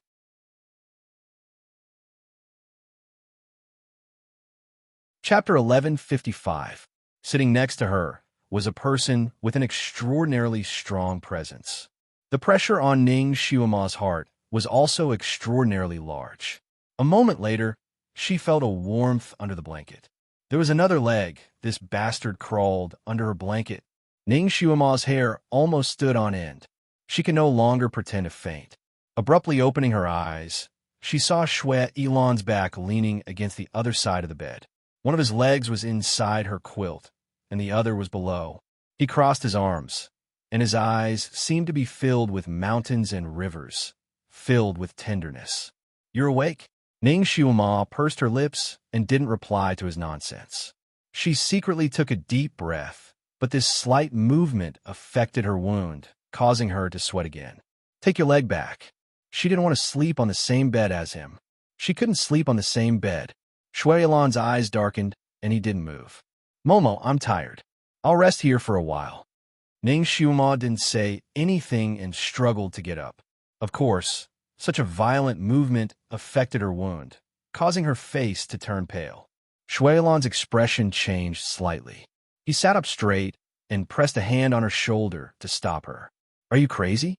If you continue like this, your wound will tear open again. You get off." Ning Shuima insisted. "Otherwise, I'll get off." Shui Ilan. He laughed bitterly and got off the bed. "Momo, I've never been as ruthless as you. Fine, I'll get off. You stay here." Ning Shuima closed her eyes. Her struggle had indeed torn open her wound a little, causing her to be in pain. She was waiting for the pain to pass. There was a moment of silence in the room. Shui Ilan had also changed his previous aggressive teasing. He sat on a stool beside the bed and looked at the fine beads of sweat rolling down her forehead with a complicated gaze. It was like pity, anger, and sorrow. After a while, the pain finally passed. Ning Xiuma opened her eyes again. "How long have I been unconscious?" "5 days," Shui Ilan replied. Ning Xiuma tilted her head and looked out the window. Her vision was a little red, and the afterglow of the setting sun painted the window paper a little reddish yellow.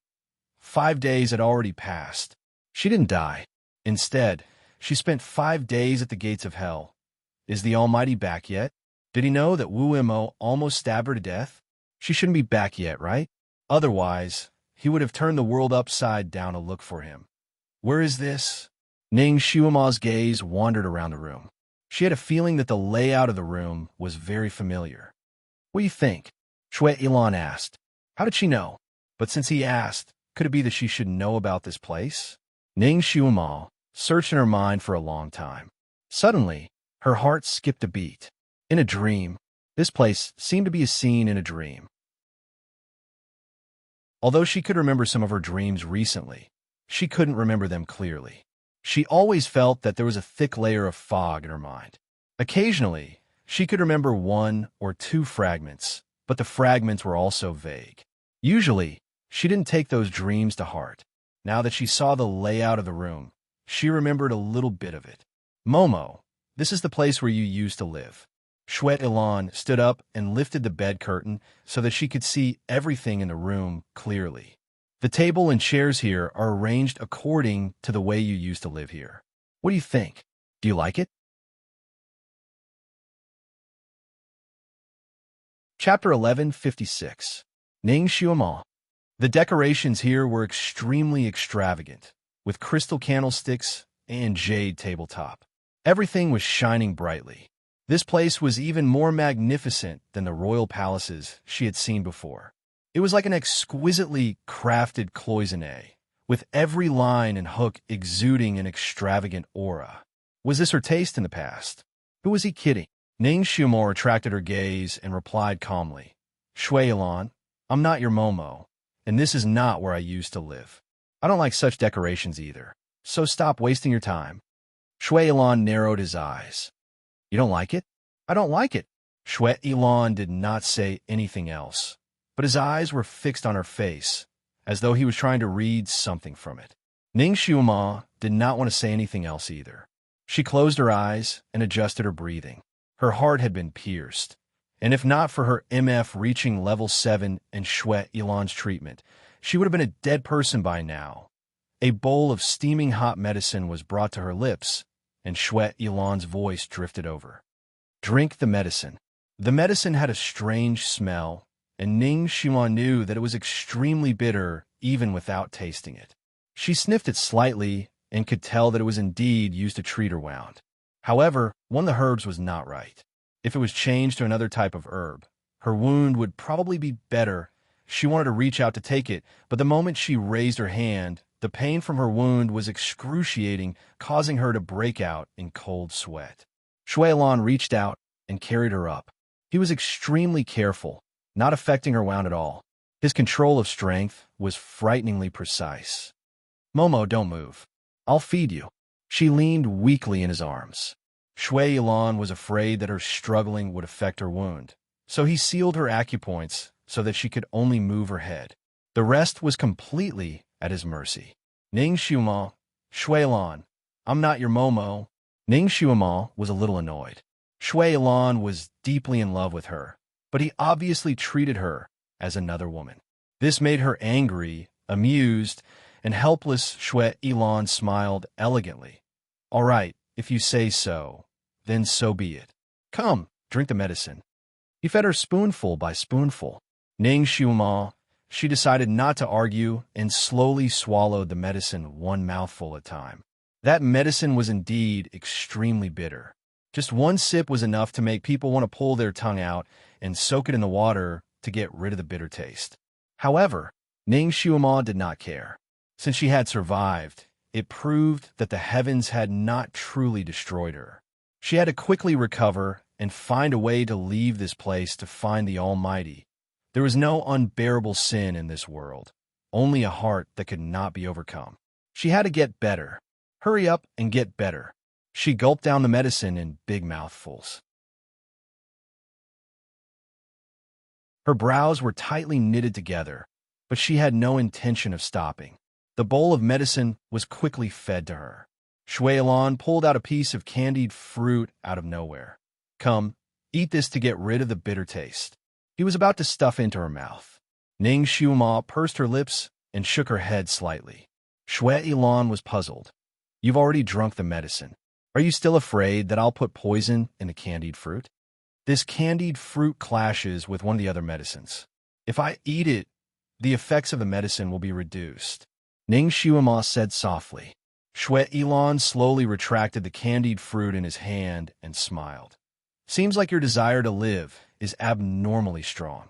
I forgot that you're a famous doctor. Chapter 1157. Although he was smiling, there was a trace of desolation in his voice.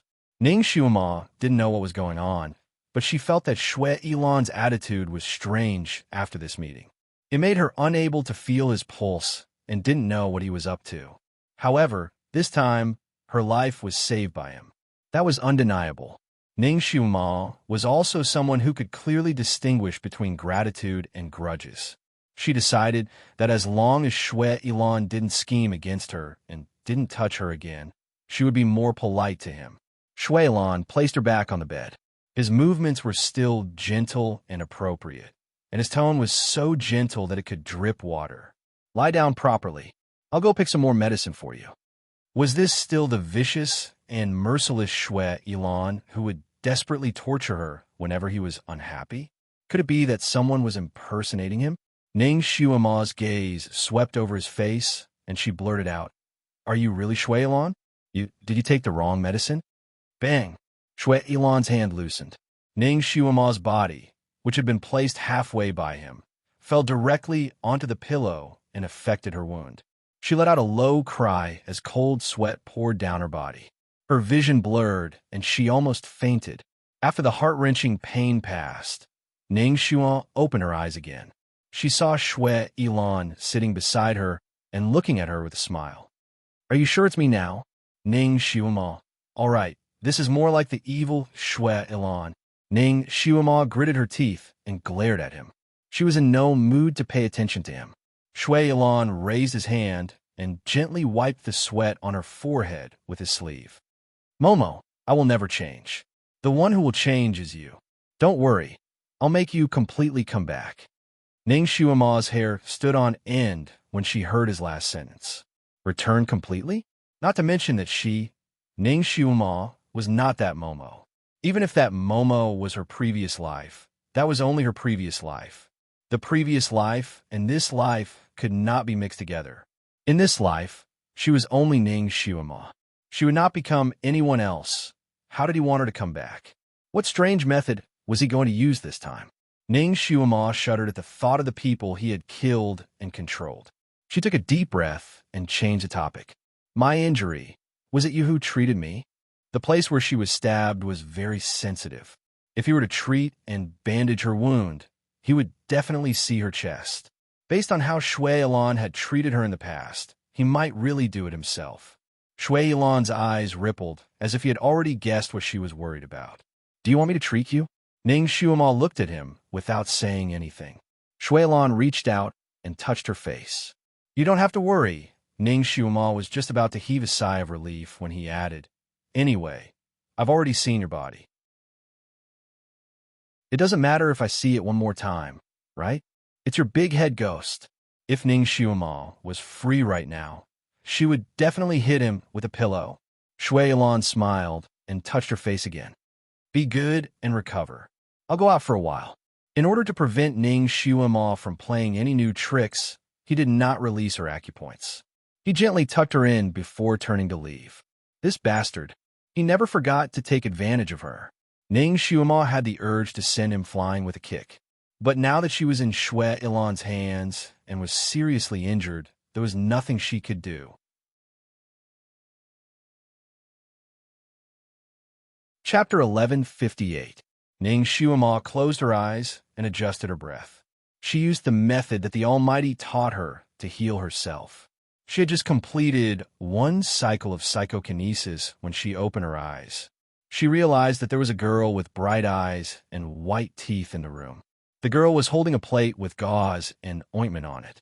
She walked to Ning Shuima's bed and smiled gently. "Miss Ning, I'm here to help you change your bandages." She was obviously the 8th princess of the Bright King's mansion, Mingwan. Ning Shuima was good at recognizing people. She immediately recognized her. Why was she here? Why was she in Shui Ilan's territory? Ning Shuima's heart was filled with questions, but she did not ask. Mingwan gently removed Ning Shuima's blanket and unbuttoned her clothes. Ning Shuima's acupoints were sealed. She could not move and let Mingwan do whatever she wanted. Regardless of whether it was removing gauze or changing bandages, Mingwan was extremely skilled.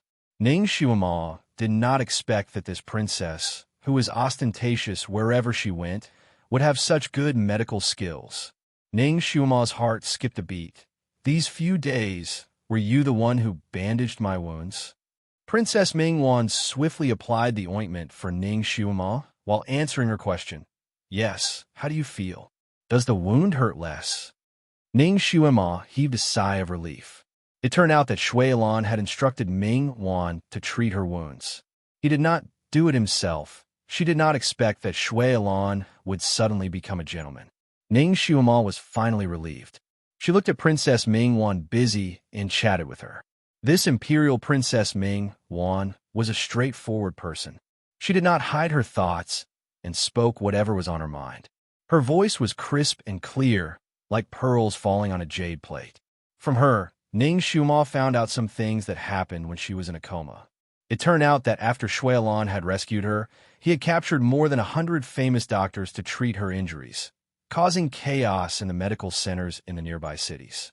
Most people wouldn't be able to do anything about a wound that pierced the heart, not to mention that Shui Ilan didn't allow anyone to touch Ning Shuima's body.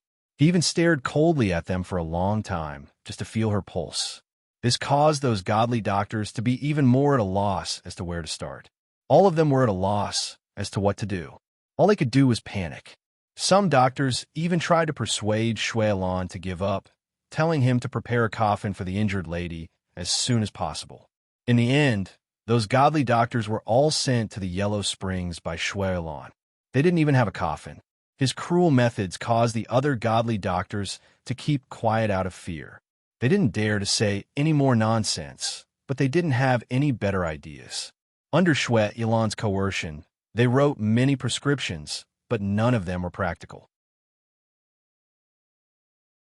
2 days before she was injured, Ning Shuima was in a critical condition and almost died. Fortunately, on the 3rd day, Shui Ilan found this Princess Mingwan in front of him. Although this girl was young, her medical talent was extremely high. She was especially good at treating sword wounds. As long as the person was still breathing, she could bring them back to life easily. Originally, Shui Ilan didn't know of Princess Mingwan's reputation. However, he happened to overhear two of Princess Mingwan's subordinates bragging about their princess's medical skills in a restaurant. They said that their princess's medical skills were rare, and Shui Ilan happened to overhear it. Shui Ilan was frantically searching for godly doctors. When he heard this news, how could he be courteous? He barged into Princess Mingwan's room in the middle of the night and carried her in her sleep. Chapter 1159. Royal Princess Mingwan's martial arts were not bad, and her bodyguards were also top-notch. However, they had met Shui Ilan, this mysterious person whose martial arts were second only to Dizun. There was no one that Shui Ilan could not snatch away. Thus, Royal Princess Mingwan, who had been sleeping soundly in her room, was carried here. When she woke up, she was only wearing a nightgown. Although Royal Princess Mingwan's temper was not small, she was smart enough not to get angry at this time. She calmly asked Shui Ilan what he wanted to do. Shui Ilan naturally would not beat around the bush with her. He immediately forced her to save him. Royal Princess Mingwan first looked at Ning Shuima's injuries, then looked at Shui Ilan's nervousness. She smiled in surprise, then slowly began to state her conditions. After Shuailan heard her say there's hope, his attitude immediately took a huge turn for the better, and he agreed to almost all of her requests. Thus, Royal Princess Ming not only had her own room here, but she also ordered Shuailan to barge into Ming Wang Palace again just to take back a few sets of clothes that she often wore. The moonlight sword in Ning Shuima's chest was pulled out by Royal Princess Ming Wan. All of the subsequent treatments were her efforts. She had successfully pulled Ning Shuima back from the gates of hell. Royal Princess Ming Wan told Ning Shuima the gist of what had happened. Ning Shuima pursed her lips. She did not know what to feel in her heart. It seemed that Shuailan was really doing it for her good this time, and was not teasing her like before. Moreover, after meeting again, he kept calling her Momo Momo. It was obvious that he was treating her as another person to dote on. It seemed that Shuailan had recovered his memories from before he was sealed. He probably treated her as the woman in his memories. Momo Momo, it sounded so familiar. Ning Shuima didn't remember her dreams. She only faintly felt that the name Momo seemed to appear more frequently by her side recently. Then what about this sword? Ning Shuima asked. In the hands of the owner of this place, Princess Ming Wan said. Who was it that was so cruel and merciless to stab you? If it wasn't for the fact that your psychokinesis was high and you were able to use it to protect your heart meridian in time, this sword strike would have taken your life. Ning Shuima lowered her eyes. That moonlight sword was custom-made for the great god in the everlasting nation. Originally, she wanted to make a flute, but she didn't expect that a moonlight flute would appear. Thus, she simply let the blacksmith forge the moonlight stone into a sword. 3 months ago, she and the great god had taken it back from the immortal kingdom. She still remembered the scene when she gave the sword to him. His expression didn't change much, but he still wore the sword on his body.